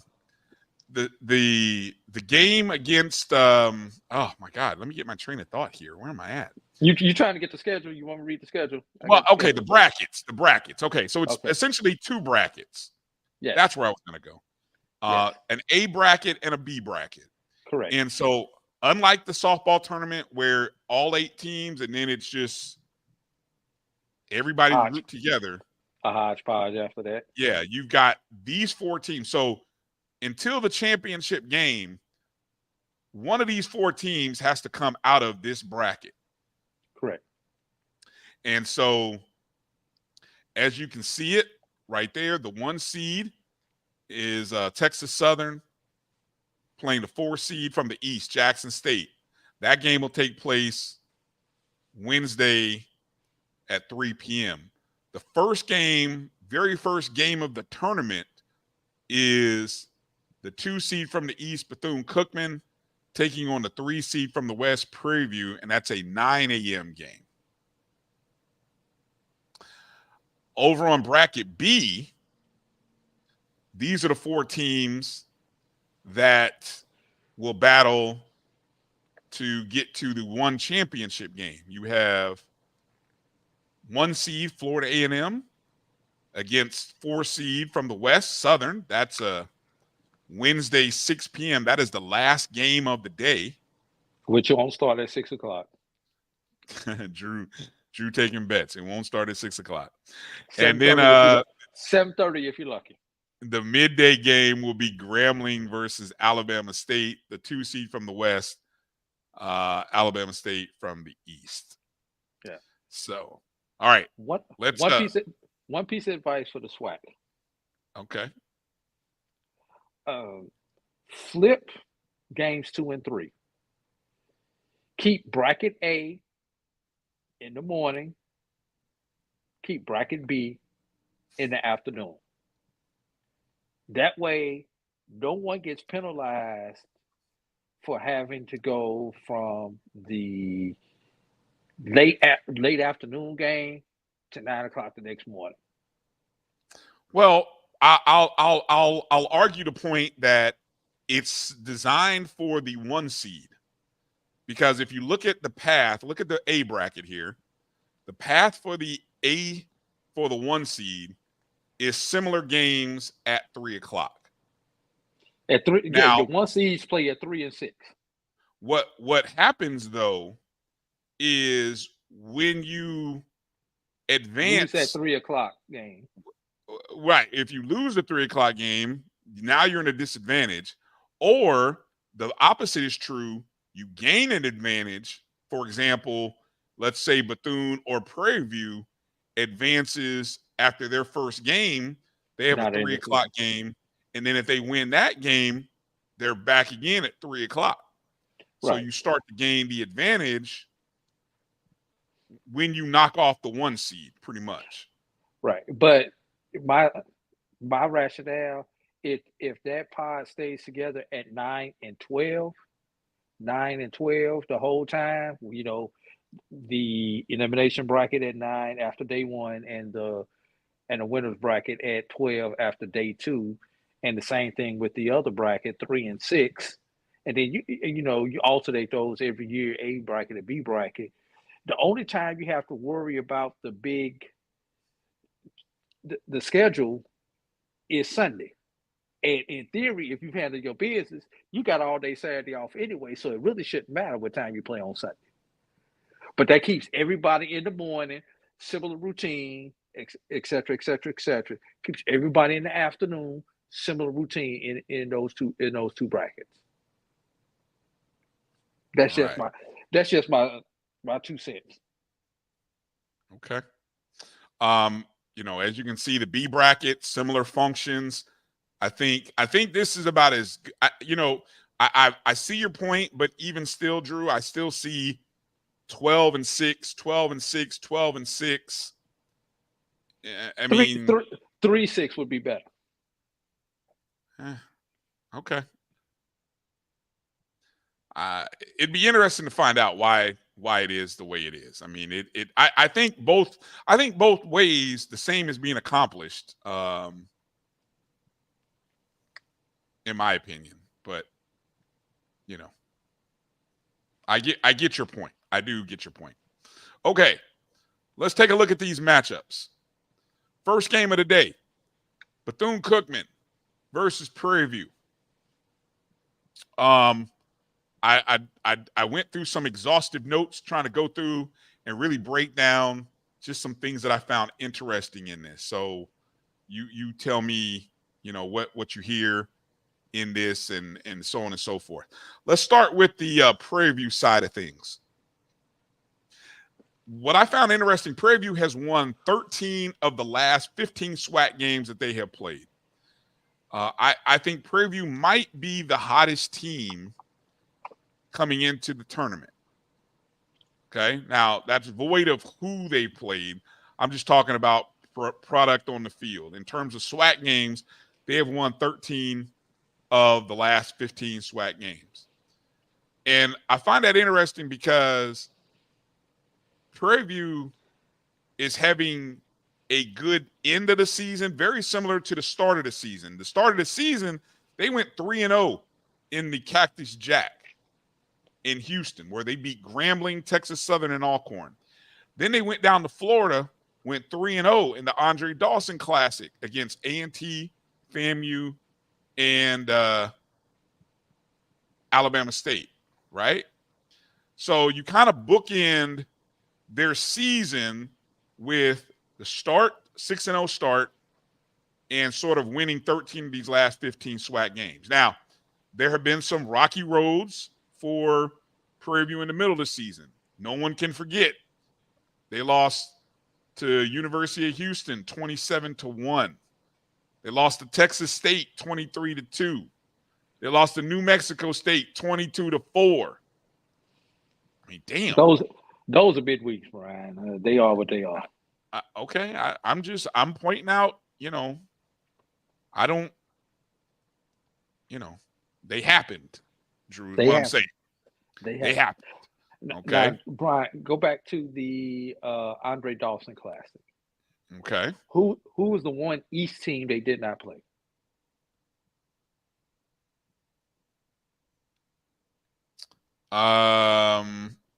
That's in this tournament. Now you're trying to make me look through who was in this tournament. Well, there was only two. There was only two teams in the East in it: FAMU and Alabama State. Okay. I thought, who was the third team in there besides Prairie View? Well, you had A&T. Okay, well, I'm sorry. A&T. But who did they not play? Hold on.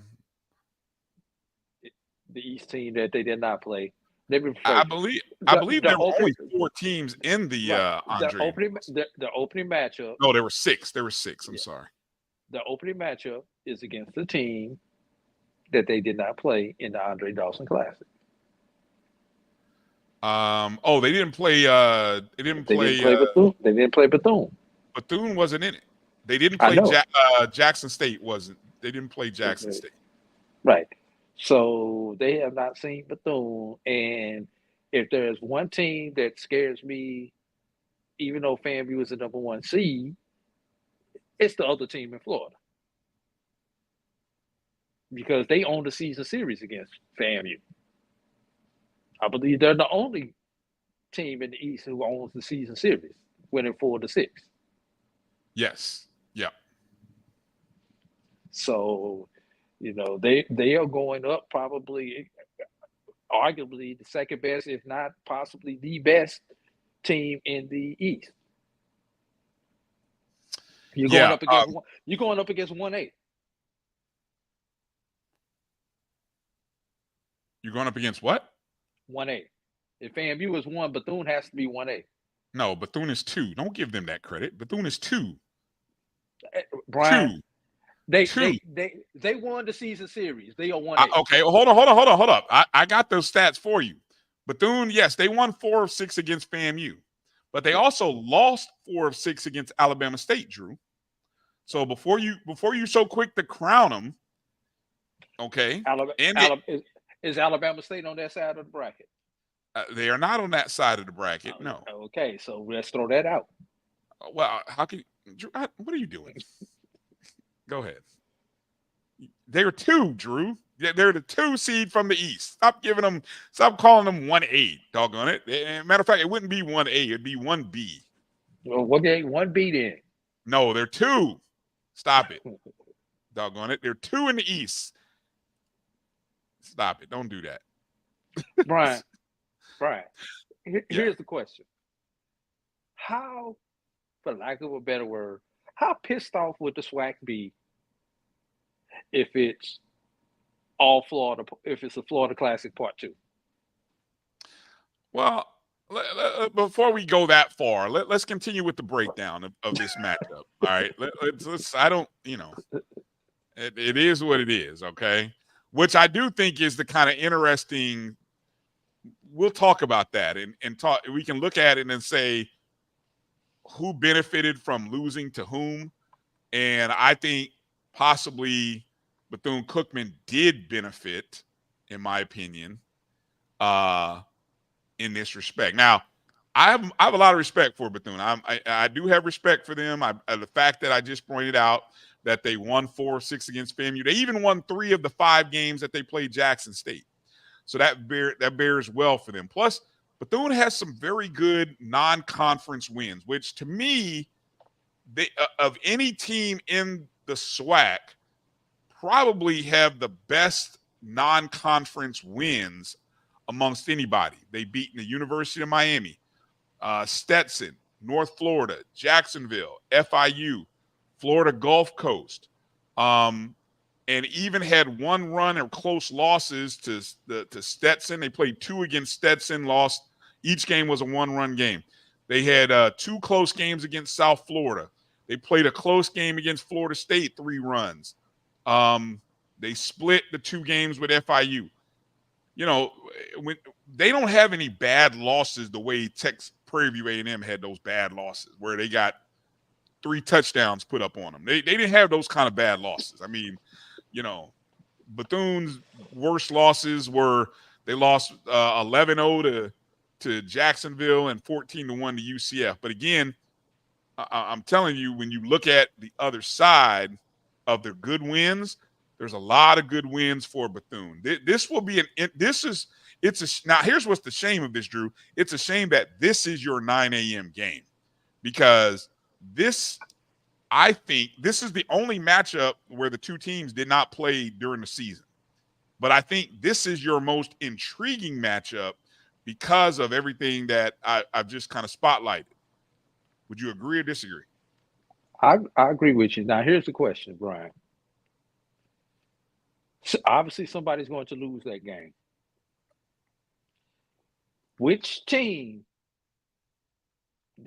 if they should lose, is in the best position to fight their way back? Well, a part of that depends on the other matchup, correct? Okay. All right, let's take a look at that other matchup. Texas Southern and Jackson State, right? Both teams, they played each other before, all the way back in February at the Cactus Jack. Texas Southern won that game 9-5. Jackson State, of course, has lost the majority of their games to their big three in the East, which is why obviously they're number 4. They lost 5 of 6 to FAMU, 4 of 6 to Alabama State, and 3 of 5 to Bethune. Okay. The only team in the West of significance that they've beaten was Grambling. They're 2-0 against Grambling. Okay. And let me see. I got Jackson State here. So how about Texas Southern? Because you talked about wins and losses, and let's just say, if you get you have a potential matchup looking out of the elimination bracket, right? Well, Texas Southern, they won 2 out of 3 in the Cactus Jack, where they beat Jackson State, as mentioned, and they also beat Southern. Texas Southern has won all their meetings against Southern. That doesn't really help them out. If they do face Prairie View, they're 2-2 against Prairie View this year. Okay. And Texas Southern has lost 4 of 6 games at Grambling. This is the flaw of the win percentage, Drew, right here. And I try all credit. Hey, Texas Southern did what you're supposed to do. You're the 1 seed, right? But Texas Southern also has an ugly stretch in their schedule, Drew, where they lost 13 Division I games, 13 of them in a row to Division I opponents.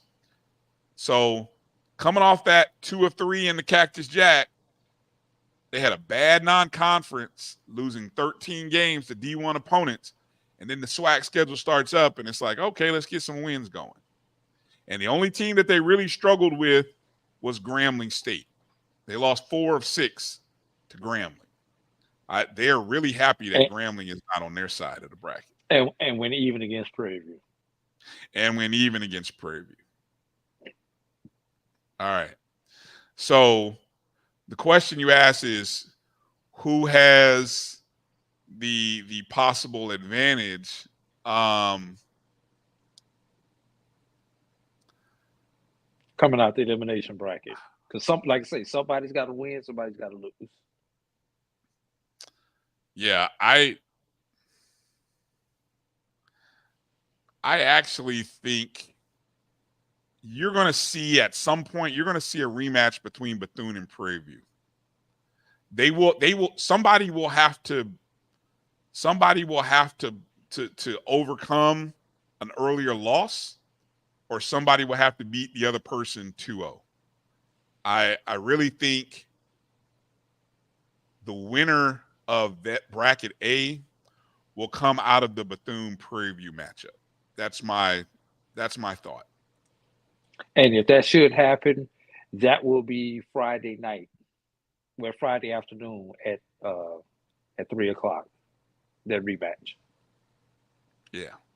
And should the game 1 loser win Friday night, then we'll have to be in the ballpark on Saturday for an if game.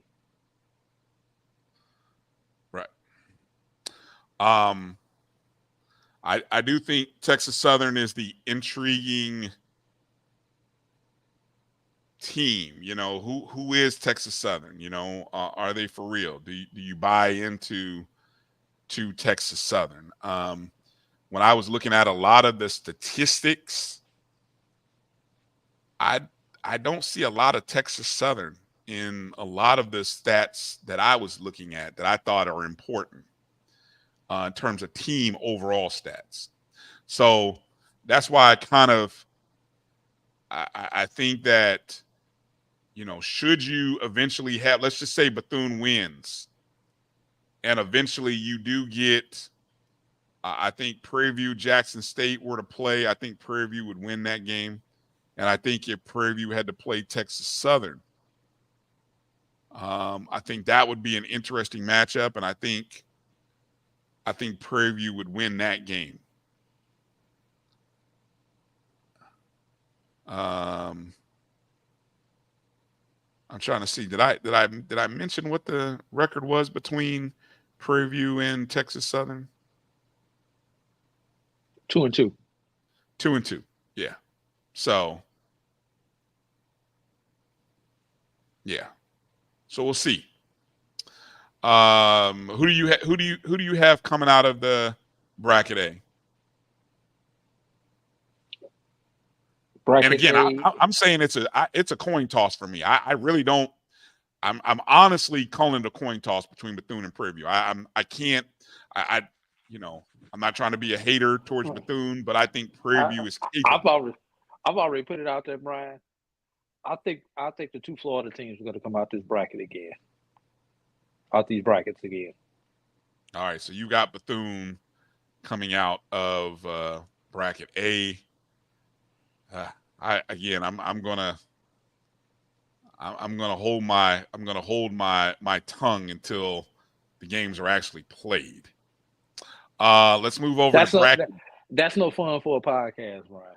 No, it's not. It's not. But see, if I say Prairie View, then I got people thinking, oh, you're being a hater towards Bethune. I put it like this. I don't want to see Bethune in the championship. Let me just say. Oh, I definitely don't. So I'm shading my answer towards the team who I'd least like to see in the championship, Bethune-Cookman. The team who you least like to see is probably the team that's going to be there. Well, that's usually how that goes. If they get there, God bless them. But I'm all credit to Coach Hernandez, man. Hey, if you get there, good luck to you guys, Coach. But just take that as a sign of respect from me that I would rather not see y'all in the championship game. With all due respect. Bethune, and I hate to say this, Bethune would be the only team that I would not favor FAMU against coming out of that top bracket. That's a good way of putting it. I wouldn't disagree for many of factors, including the fact that we beat them last year and they beaten us 4 out of 6 times. That's fair.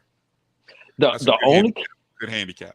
The only caveat that I will say, and that will swing me one way or the other, will be if one of those teams or both of those teams get to that game without having to play an if game, because that will sway my my thinking one way or the other. Because if you have one team coming into Sunday without having to play on Saturday, where they've gotten a full approximately at least 36 hours of rest, that's definitely would play a factor in who you would pick on Sunday.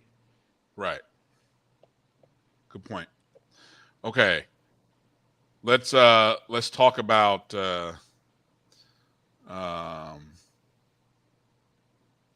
Edwin says, what am I basing my, I'm not sure. Edwin, be a little more specific. You want me to what am I basing my reasonings on? Let me know. We'll come back to it in a second. Okay, let's go over to the bracket B. At noon on Wednesday, you've got the 2 seed Grambling State taking on Alabama State, the 3 seed. These teams met in the Andre Dawson Classic, February 24th. Alabama State won that game 5-4 in 10 innings. Grambling, very curious start to their season. They lost 2 of the 3 games in the Cactus Jack. The only team they beat was Southern. Then they lost all 3 games in the Andre Dawson Classic. They lost to FAMU, Alabama State, as mentioned, and North Carolina A&T. Although, honestly, I think all of those games were close. They were all close games. Grambling lost all 3, but I think they were all close. Overall, against Eastern Division teams, Grambling has lost 2 of 3 games this season against FAMU. They've played Jackson State twice. They've lost both of those games. And then they played Prairie View 7 times, and they've lost 4 of the 7 games to Prairie View. Okay. So where is Grambling's good wins this year, Drew? I think the only good wins that Grambling has had have been against Texas Southern, 4 of 6, which, again, if I'm Grambling State, I really wish, and I think the series that didn't get played was Prairie View, Texas Southern. I think that was one of the 2 series that Texas Southern didn't play. If I'm Grambling, I really wish that series would have got played. Grambling probably should be the 1 seed on the West. I'm just going to go ahead and say it, Drew. I think Grambling probably had the best case to be the 1 seed in the West. Again, schedules are what they are. Okay. Grambling's bad losses this year were to Arkansas 21-1 and to LSU 26-2. Okay. Again, I told you good wins against Texas Southern. But Grambling's a bit of an enigma to me. Now, Alabama State. They lost 2 of 3 in the Cactus Jack as well. With their only win coming against, guess who? Grambling. Alabama State, they lost. Here's where this may become an advantage. Well, not necessarily an advantage, but a little familiarity. Alabama State, of course, they went 2-2 against Southern this year. So they played Southern 4 times this year, and they split. They won. They split the series against Jackson State, and they split the series against Bethune-Cookman, meaning they went 3-3.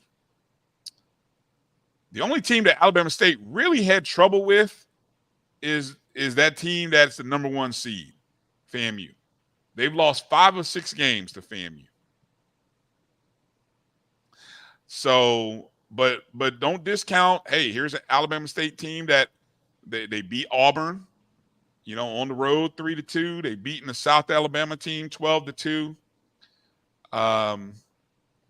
This is an interesting matchup. Some interesting scenarios could play out. There's a lot of familiarity on this B bracket, Drew, I think. Yeah. I want to get back to one comment before I say something. Edward Bull asked what I was basing my comments on. The fact that I think Bethune has some of the best pitching in the East, of the teams in the East, if not the best pitching, in my opinion. Now, are we breaking down Grambling, Alabama State, or are we just breaking down this whole bracket? Well, we can break down Grambling, Alabama State, or do you want me to go through? I can give you the info on the FAMU Southern, and then we can break it down in general. Okay, do that, and then I'll just break it down. Okay, so the other game in this bracket is a 6:00 start. That's FAMU versus Southern. These teams met in the Andre Dawson Classic. FAMU won that game 16-1. Yikes. Okay, that was all the way back on February 25th, though. Over the course of this season against other teams in the tournament, FAMU won 2 of 3 games versus Grambling. Now, interesting, though, all of those were 1-run games, though, Drew. So, even though FAMU won 2 of the 3, they were all 1-run ball games. FAMU has dominated. They won 5 of 6 versus Jackson State. They won 5 of 6 versus Alabama State. Okay. As mentioned, the only team that has given them trouble that's in this tournament is Bethune. They've lost 4 of 6 games to Bethune. Okay. Each 3-game series, 1 and 2. Southern, on the other hand, Southern season up and down, all over the place. I mean, of course, they have the highlighted win against LSU on the road back on April 1st. Southern has fared well against Prairie View. They won 4 of 6 versus Prairie View. They won 3 of 5 versus Grambling. Take into consideration 2 games didn't get played the end of the season, but they had won 3 of 5 versus Grambling. Unfortunately for Southern, they are 0-6 versus Texas Southern. And what's even worse, they are 1-4 against Alabama State, who is, guess what, in this bracket. So tough start here for Southern, but it'll be hit or miss to kind of see how the field plays out following. All right, so now we can break down the bracket, Drew. I just want to know what Jeremiah Clark over there smoking before I even get into my breakdown. He rolled a fat one. Cause I don't know what he got going on. Talking about Valley. Yeah. Here's the question. Here's the thing, Brian. Can you get good Southern versus average FAMU? Because we've seen average FAMU before. Where? We've seen some average fan. We've seen when FAMU has not been on their best day. That's what I mean by average. When they're not at the top of their game. And we've seen good Southern.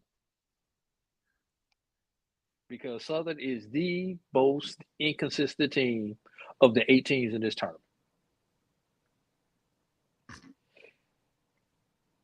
Do those paths cross on Wednesday with good Southern and average FAMU? I hope not as a FAMU fan, but I have to ask that question. I think that's a good question. I do think we're headed towards a FAMU Alabama State in the second round. That's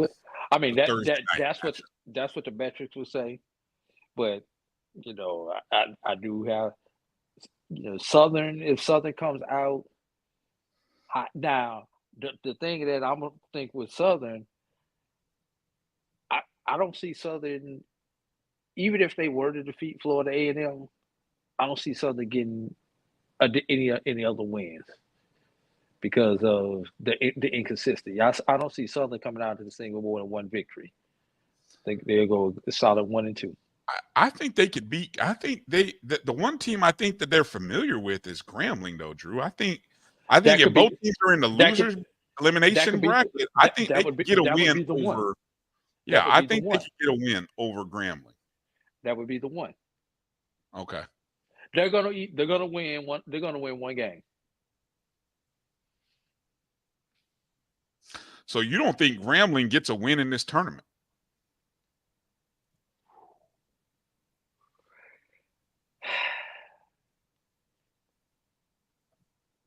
That's what I'm hearing. That's what it sounded like.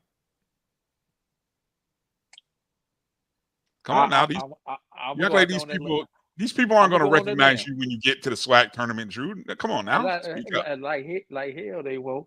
I'm going out, but I'm going out there on that limb. I'm going out on that limb. What limb is that? So 2 teams have to go 0-2, Brian. They do. Numbers say they have to go 0-2. They do. Who are they?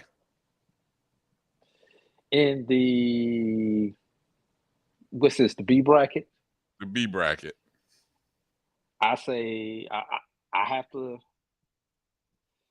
It's gonna be between. I'm thinking between Grambling and Southern.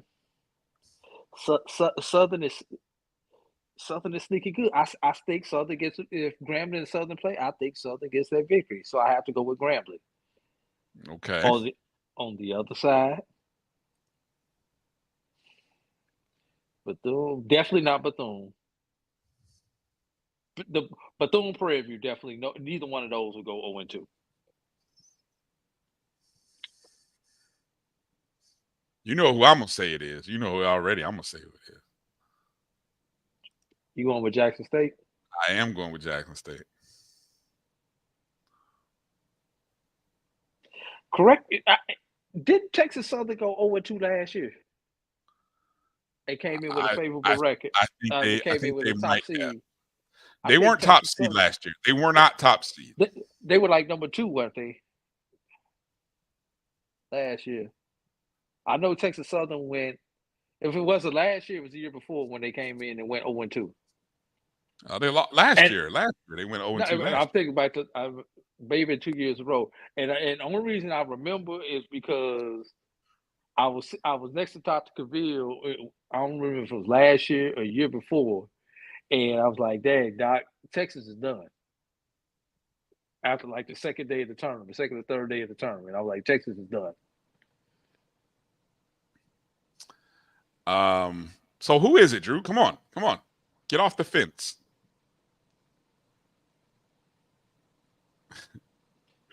Come on now. Hell, I'm going all East, Brian. I'm going for all East.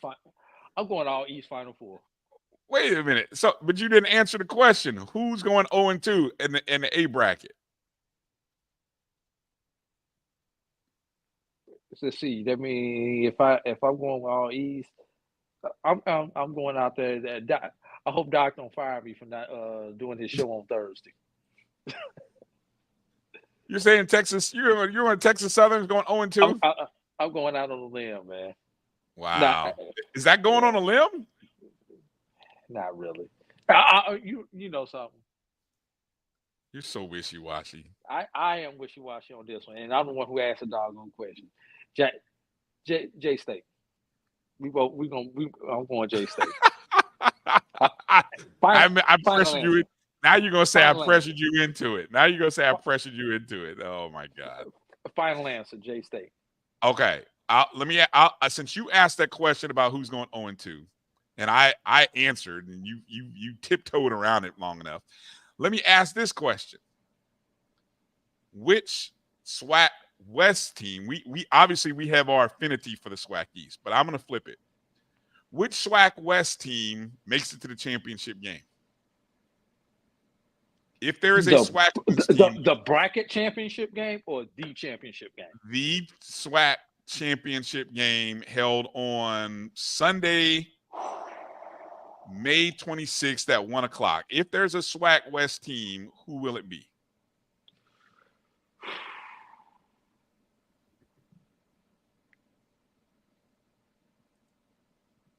PV.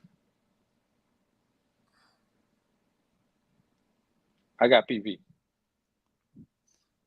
You got PV, huh? PV. Yeah.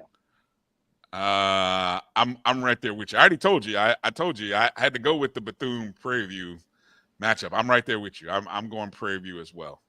If there's a team from the SWAC West that gets there, it's Prairie View. And I think out the East, honestly, anybody but Jackson State. So it's wide open for anybody but Jackson State. Anybody but Jackson State. Yes, Edwin. So we're saying that Jackson State, I don't know about losing to Prairie View. We're saying they will lose to Texas Southern, and whoever comes out as the loser of Bethune versus Prairie View. So yeah. Doc says, Doc, in terms of the question about who comes out of the West, or no, excuse me, this is Edwin. Edwin says he goes with Grambling or Southern to what? To get to the championship? That's your Western team, Edwin? I get you Grambling over Southern.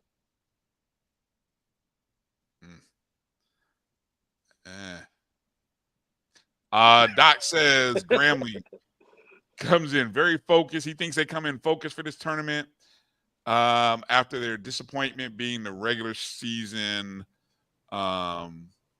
Yeah, that is true. That's the one caveat about Grambling is they could come in very focused with the fact that they missed. And again, they got off to such a good start in that series against Southern, I know they were really probably upset that they didn't get a chance to play all three of those games. Although Drew, as you pointed out, based on win percentage, it wouldn't have mattered. They still would have finished in second based on win percentage. Right. Although, Brian, have we talked about it for the last 2 weeks that the weather was going to play a factor in the seeding? Yes, you did. You did say that.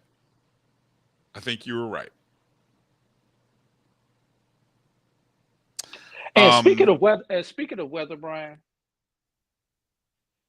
just so everyone knows, there is rain in the forecast Friday evening and Saturday evening in Atlanta. Well, it sounds like they'll be playing a lot of baseball on Saturday then. So you could, in theory, morning and day. Yeah, if you happen to, and the one thing you don't want to happen during tournament time is the dreaded suspended game. Oh yeah, because you burn a pitcher. Not especially if it's Friday. You not only do you burn that pitcher probably for the tournament, but it really affects it affects the outcome Saturday, especially if Friday if the team out of the elimination bracket wins. Now you're playing a doubleheader again because you just started a doubleheader on Friday. Now you got to play another doubleheader because you won the first game and come back that evening to play it again.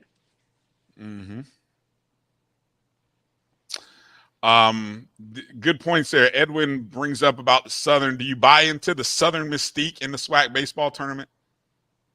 Are you buying into it? I buy into the Jackson State mystique quicker than I buy into Southern right now. What mystique is that about Jackson State? That they don't do well in the tournament? Jackson State has done a few things in the tournament too. Now Southern does wear a glass slipper come tournament time. I will give them that.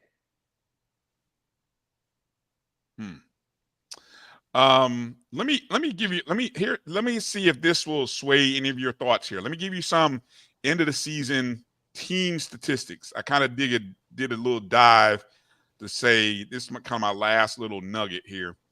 Some of the batting, pitching, and fielding numbers that I thought are indicative of who might be worthy of winning. The team that had the top batting average overall, this is conference and non-conference, Jackson State. They hit 323 as a team this year. Alabama State was second with an average of 320.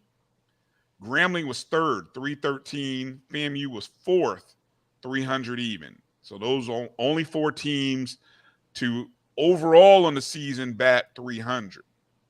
Now, in just conference games, though, Grambling goes from 313 up to 347, which is the tops in conference games. So that's almost a 33-point difference. FAMU, even bigger jump from non-conference to conference, where they go from 300 up to 343. Okay. Alabama State is sort of consistent. They went from 320 up to 335. And the team that really wasn't in the top four non-conference, but all of a sudden when they got to conference, Texas Southern at 330 in conference games. Okay. How about power numbers? The team that had the most home runs this year, Alabama State with 58. FAMU second with 56. Southern third with 43. The team that draws the most walks. I thought this was an interesting stat. Drawing the most walks. Prairie View drew the most walks in the SWAC, 269. Right behind them was Bethune-Cookman, 268. So only one behind. And then FAMU at 262. And then kind of a interesting number here. The team that struck out the most and the team who struck out the fewest overall during the course of the year, FAMU struck out the most among all the teams in the tournament, third overall in the conference, tops among the 8 teams. The team that struck out the fewest amount of times overall was Alabama State. So they putting the ball in play. Hey, Bryan, you talking a lot of good stuff over there, but it's tournament time. You know what that means? What's that? Good pitching beats good hitting any day of the week. All right. This is why I'm not confident on a West team being in the finals. The top 1, 2, 3, 4 teams in ERA all come from the East. Yes, indeed. Bethune-Cookman 483, Florida A&M 550, Jackson State 571, and Alabama State 598. There's even a team who's not in the tournament who has an ERA better than every Western team in the tournament. That being UAPB. Oh, man. Top team from the West. The West takes up spots 6 through 9. 775, 788, 820. Oh, I'm sorry. Southern 775. Prairie View 788. Grambling 820. Texas Southern 898. I officially changed my pick. That 898 scares me. For who? Wait a minute. Who had the 898? Texas Southern has an 898 ERA. But again, Texas Southern also had, go back to what I told you, that's sort of inflated though, because go back again, Texas Southern had games where what? These are conference only stats, Bryan. Oh, conference only. Okay. These are conference only stats that I'm looking at. No, sir. Yeah, but see that's the problem with the conference only stats is it's West versus West, East versus East, which is hard to look at that stat because they don't intermingle against each other. Okay, Bryan. Here's a stat that it doesn't matter who you play. Fielding percentage. Florida A&M is number 1. Fielding percentage 966. Who's right behind them, Bryan? Bethune 965. That goes right along with the fewest errors as well, right? Exactly. Grambling actually had the fewest errors fielding, and then followed up by FAMU and Bethune. Which puts them number 3 at the 964 fielding percentage. But my point is, 4 of the top 5 teams defensively come from the Eastern representatives. Because number 4 and 5 are Alabama State and Jackson State. Let me go back to answer Edwin. So I just gave that. Who has the fewest errors this year? It's Grambling with 58, FAMU with 65, Bethune 68. So again, when I feel like some of the numbers, like when I mean outside of Drew's pitching numbers that he told you about the ERAs, when you look at the teams that threw the fewest number of walks, pitching wise, you got FAMU and Bethune right there, 2nd and 3rd overall in the conference, but also top among these 8 teams. The teams that threw the most walks, Prairie View and Grambling, followed up by Jackson State, Texas Southern. Did you get the stolen base number? I couldn't find that number. Now I saw the stolen base attempts and the caught stealing. I didn't really see an actual stolen base number. Right, that's the defense. That's defensively. Okay. Grambling Grambling has teams are stunned at an 873 a clip. Teams have attempted to steal 110 bases against Grambling. Tops of all the teams in the tournament. The only team in the tournament where somebody has tried to steal over 100 times. Prairie View's right behind them at 95. Best in the tournament, Florida A&M, 42. Followed by Jackson State, 57 attempts. And Bethune, 65 attempts. Wow.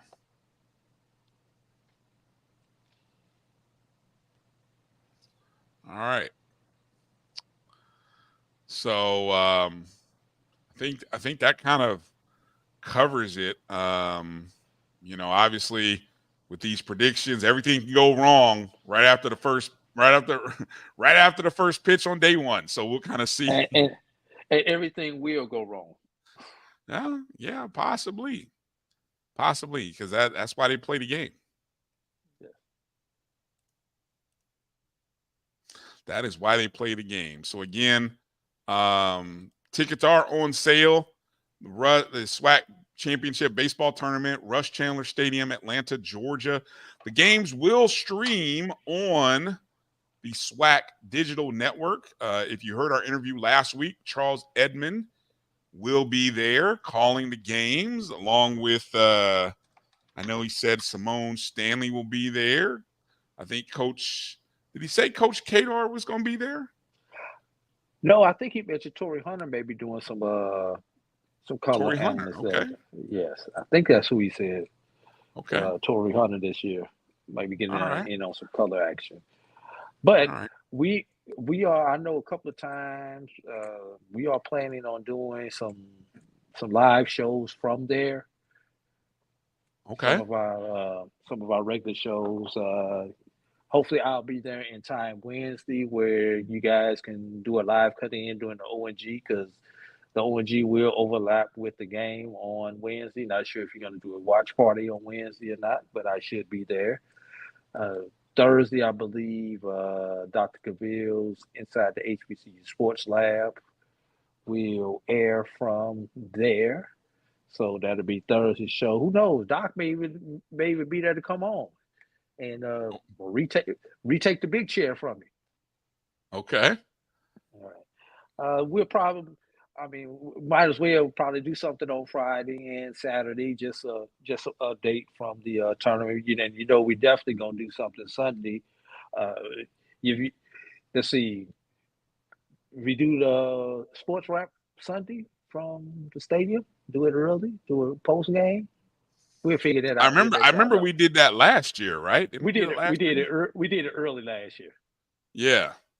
Yeah, we did it pregame last year because we knew we weren't going to be in any type of condition after the game. Because if FAMU would have won, obviously we were celebrating. If FAMU would have lost, we'd have been crying. So we did it early. We'll be in the mood for it one way or the other, right? We bought the SportsWrap as the pregame show last year, so we'll figure that out. We'll figure it out. All right. Sounds great. Yeah, I got to figure out my travel plans. I got to figure all that out. I want to end the show with just kind of talking about, or just mention some of the contract terms that were disclosed for Coach Tamika Reed, now at Charlotte, former Jackson State coach. So this comes from the Clarion Ledger, who did the heavy lifting on the request, the open records request on the contract terms. Coach Reed is getting an average annual salary of $300,000, which is more than double the $135,000 that she made annually at Jackson State under a 4-year contract that expired on March 31st. Now, it was reported to the Clarion Ledger back on April 2nd that Jackson State was preparing to offer her a 4-year, $1 million contract. Okay, so And again, I think we had talked about the previous coach. I had read a report that she had made like 267. So I know there was a lot of speculation wondering how much the contract. I thought she, given her resume and what she had done, that was in the ballpark of what she could expect. So not to cut you off, if Tamika would have gotten that 250 annual, would that have been more than TC? That's a great question. I know that's a lot of people have talked. I don't know whether that was you who brought that up or other people. We've talked about it. I know I mentioned it. Yeah, you mentioned it. I think maybe I've heard other people mention that. It might have been in the ballpark, Drew. I'm talking by plus or minus 25K. And it does bring up that interesting question about, can your women's basketball coach be your highest or second highest paid coach, almost equal to what your football coach is making? And what does that put? What would that have put her in relation to Mo Williams? Probably double what Mo Williams. But I'm not saying that she didn't deserve any of it. I'm just asking the question. And it's a fair question. It's what I have stated about her worth. Her worth on the women's basketball market for what she had done and has done and accomplished is that salary. Yeah, and let's be real. She was outside of Coach Bryan doing his tenure there. She was the second most popular coach on that campus. Yes, easily. Also, some other details about her contract. Reed's contract includes $114,000, excuse me, not $114. I mean, that's nothing. In signing bonuses and incentives. She also got an extension through essentially 2 seasons before her job will be evaluated. So she gets the entire 24-25 and 25-26. She doesn't have an evaluation until late April 2026. So essentially, it sounds like, hey, you got 2 years to kind of, before we start seeing where the program is, you've got 2 years to kind of get it to where you want it to be going, right? Now, Reed can earn 5% of the annual compensation for each round of the NCAA tournament, 32, 16, 8, Final Four, semifinals, finals, if Charlotte ever goes that far. If the team wins a national championship, she can earn up to 40% of the base salary. If Charlotte wins or ties the American Athletic Conference regular season, she will get a bonus of $15,000. Another $15,000 bonus will come from winning the Atlantic or the American Athletic Conference tournament. So if she does what she did at Jackson State, that's an additional $30K. Right? Not either or. I mean, it's not either or. It's one or the other. No, a lot of those contracts have you get it based on your highest finish, either in conference or tournament. This is not that case, according to what they stated. It's you get 15 for the regular season and 15 for the tournament. No either or. If the team is ranked in the AP Top 25, she'll receive a $10,000 bonus. If she's selected Coach of the Year, she receives $15,000 bonus. And if she wins regular season, she's probably going to get that Cody bonus also. Yeah. How about another bonus, 15 Gs, if the APR of the rolling 4-year average of 970?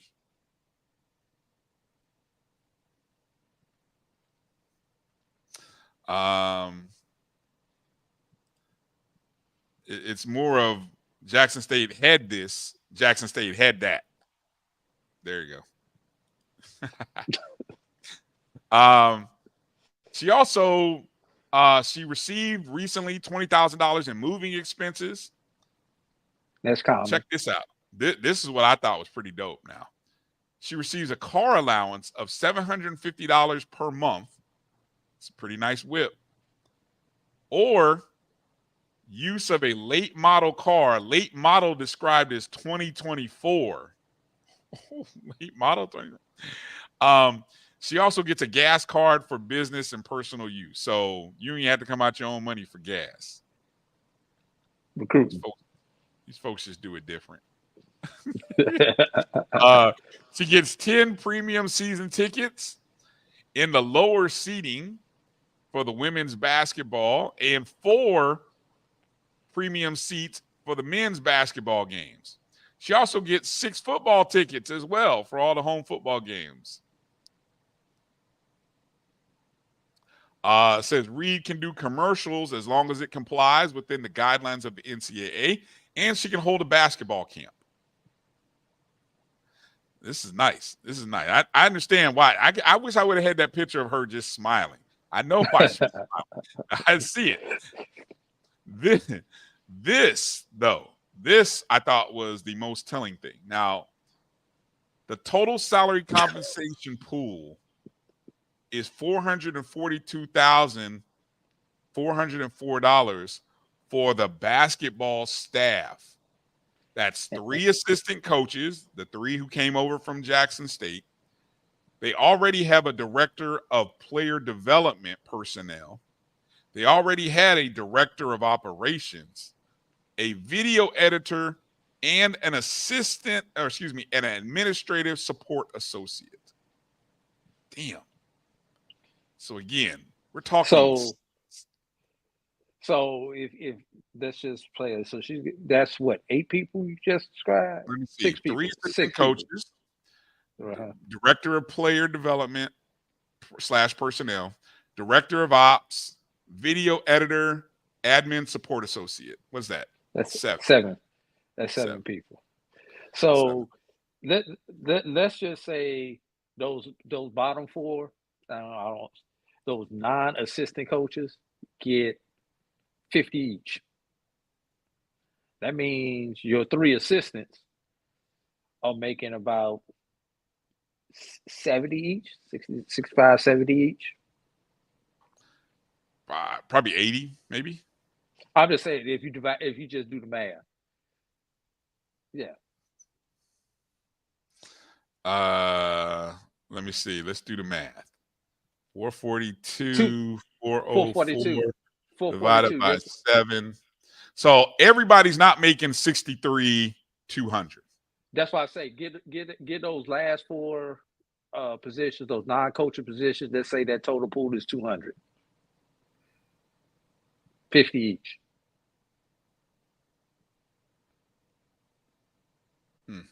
So that's 240. That's 80 apiece. I would say her assistants are probably making double what they were making at Jackson State. Yeah. And I bet they were probably making about 40 at Jackson State. So they're probably making double that at Charlotte. And she's probably giving them the gas card too. Here, you just using my gas. Use the gas. Oh, hey, see, Reed will have access to an additional Nike Elite compensation pool of $5,000 to be retained by Reed or distributed among staff. Was that gear? That's like Nike gear? Probably. Man. Again, this is Charlotte University, ladies and gentlemen, a school that is pushing an athletic budget of about $33 million. I just got one question. Who is her agent?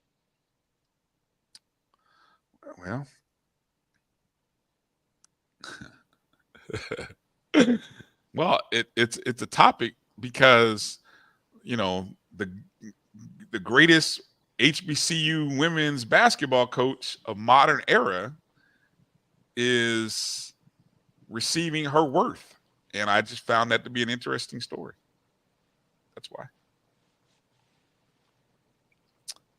So, but it does confirm a lot of the stuff that I had kind of assumed going in. Now, you know, the only question I have, Brian, what's that? Is this SOP, standard operating procedures, for that conference, that school? Or I would say mid-majors. That's why I say that conference, that school, that level, is that standard operating procedures for them to give all those things to a head coach? But here's the thing, Drew. Let me finish. Let me finish. Sorry. Or were these extra incentives to lure Tamika Reed over there? I think this is a program whose basketball budget for women's basketball is really only like $2.3 million. And that's, again, she's coming from Jackson State, who had an athletic women's basketball budget of less than $1 million. It was like $775,000. So this is already like, let me see, do the math, 2-3 times the budget. Yeah. So not only are you talking greater facilities, but you got the budget, which, again, do the math on just salaries alone, Drew. $300 for her, $400. So that $775 in just the Jackson State budget, that's the salaries of her and her staff by itself. The rest of that is all recruiting, travel, all the other stuff that goes with having a D1 program at a mid-major.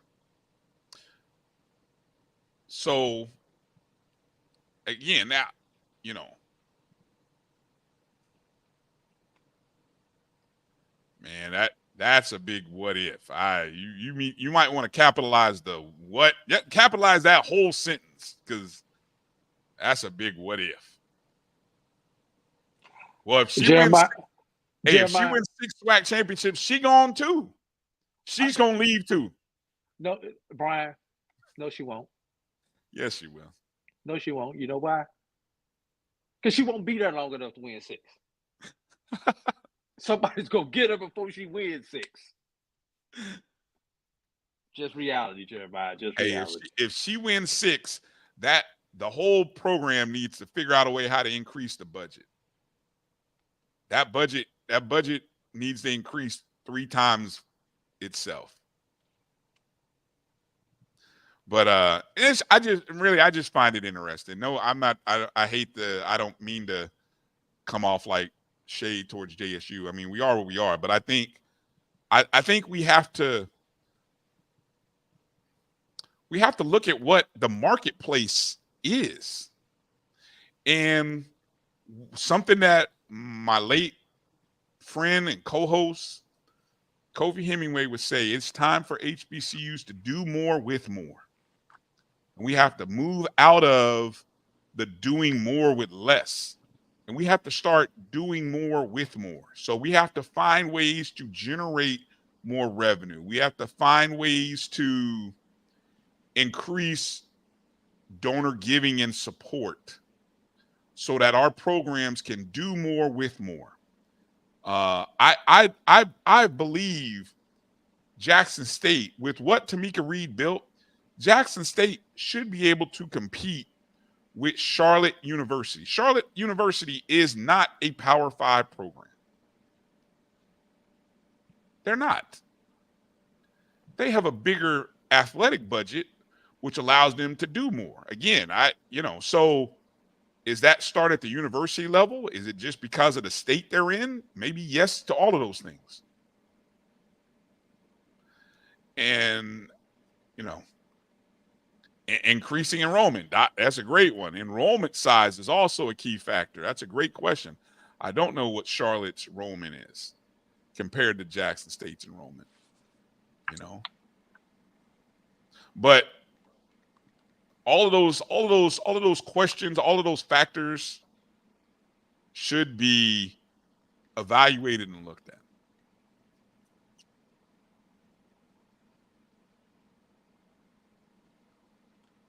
So, all right. Drew, you got any final thoughts you want to add before we get out of here?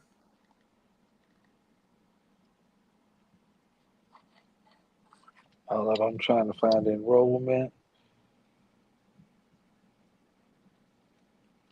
And I see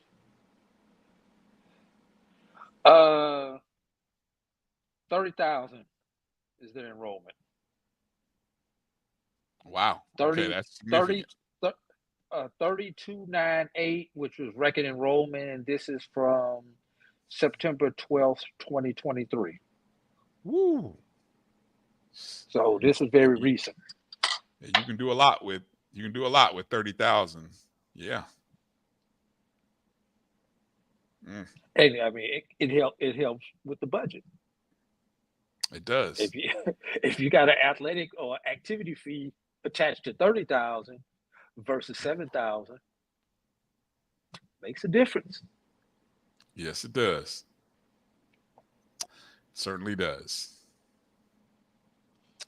And I see Doc pulled up the same number that I did at the same time. Yeah. No, Brian, I'm just excited for the SWAC baseball tournament. It's kind of sad when we have the SWAC baseball tournament because this is the official end of the HBCU conference seasons. Yeah, we know we still have some individuals who will be running in the national in track or a few other individual sports that are out there, but pretty much it's over. It is over. So great season. We'll review some of the highlights of the academic year real soon. Number two, there is did you mention the press conference coming up for the OBC next week, Brian? I did on Tuesday. Okay. I may have mentioned it, but it probably got lost in the shuffle. Yeah, so we'll see what's coming. And we're going to stream that, Drew. I was talking with some people with the OBC. We're going to stream it, simulcast it. Obviously, there are a few restrictive things with that, but just to be able to put it in more places, I know is their goal. So we'll stream that. Okay, that's great that we get that opportunity here on the Black College Sports Network. I know there were a couple of we mentioned the baseball tournaments. The NEC, which Delaware State is the only HBCU in that conference. They are the 5 seed, and they take on Wagner, the 4 seed. That game is May 22nd. So same day as the SWAC. Looks like that's Tuesday. Nope. Tomorrow's the 20th. That's Wednesday. So Wednesday, 3 o'clock, Delaware State versus Wagner. The 1 and 2 seeds in that conference are the 1 seed is Sacred Heart. The 2 seed is Long Island. So it's only a 16 field, but double elimination there. Over in the Ohio Valley. Why are you going to the Ohio Valley? I know. We don't have a team in there. Yeah. Who's the other one? CAA? Yeah. Continental. Excuse me. Let's see. You sure it's not the Coastal? Coastal, that too. See? Jesus. Nope, no HBCUs in that. No HBCUs. No A&T. A&T didn't make it? No, A&T did not make it. And speaking of, isn't it kind of funny that now since A&T and Hampton, and I'm not saying it's a correlation, but now teams are leaving the Coastal and going to the Patriot? Ooh. Did you not see that one? I saw that. And I don't know where that article is at. I remember reading through that. It is interesting, though. It is interesting. The bright lights of the CAA are not as bright as they once were. Yeah. Yeah, now we got teams going to leaving the CAA going to the coast. Yeah. Which have to ask the question. How long before A&T and Hampton come back home? Yeah, that was. And will they be welcomed with open arms? I saw that. I saw that buzzing about. People were buzzing about with that.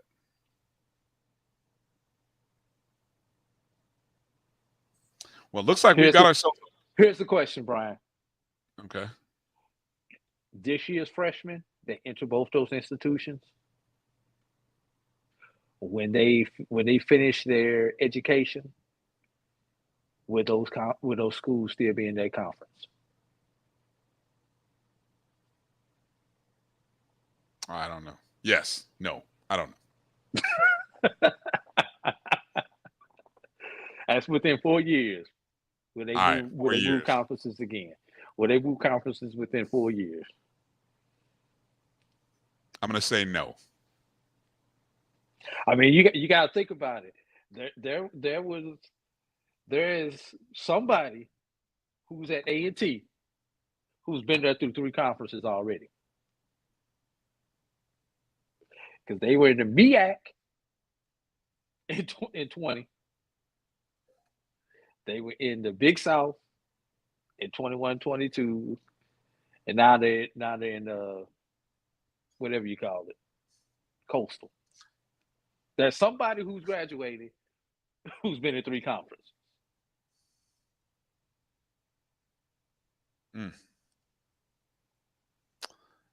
Interesting decisions. Edwin with that white flight though, that was a mic drop right there, man. It's like schools leaving for greener pastures, and all of a sudden you get there and the grass starts turning brown, and you're like, turf, bro. It's turf. It's turf, bro. It ain't green. It's turf. Yeah. Well, we got ourselves a ball game, Drew, in Game 7 in the West. Somehow the Minnesota Timberwolves have rallied from like a 15-point deficit, and they actually have a lead right now. It's amazing because Anthony Edwards has been stinking it up. I was expecting more from the young bull.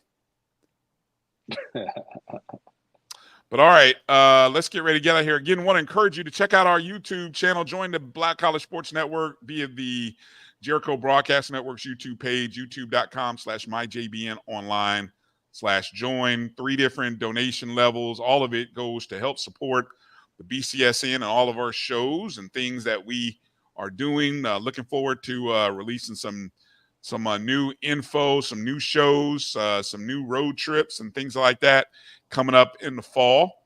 So we want to encourage you to go ahead and support Black media by joining our YouTube page. As always, if you want to donate to the show, you can drop a super chat on the JBN YouTube page, or you could donate to the Cash App, MyJBN, MyBCSN, and you can support the show that way. If you see Drew, if you're going to the SWAC baseball tournament, you see Drew, make sure to give him a shout out, of course. Don't hold any of his predictions against him. We're just trying to be a bulletin board material for for somebody.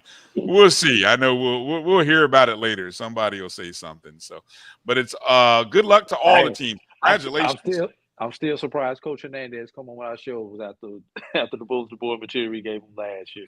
Well, look, hey, I wish all of the teams luck. I mean, it's very clear where our allegiances lie, but congratulations to all of the 8 teams. And we hope you play well. We hope all the arms are well. You hope everybody's healthy. And let's just see the best.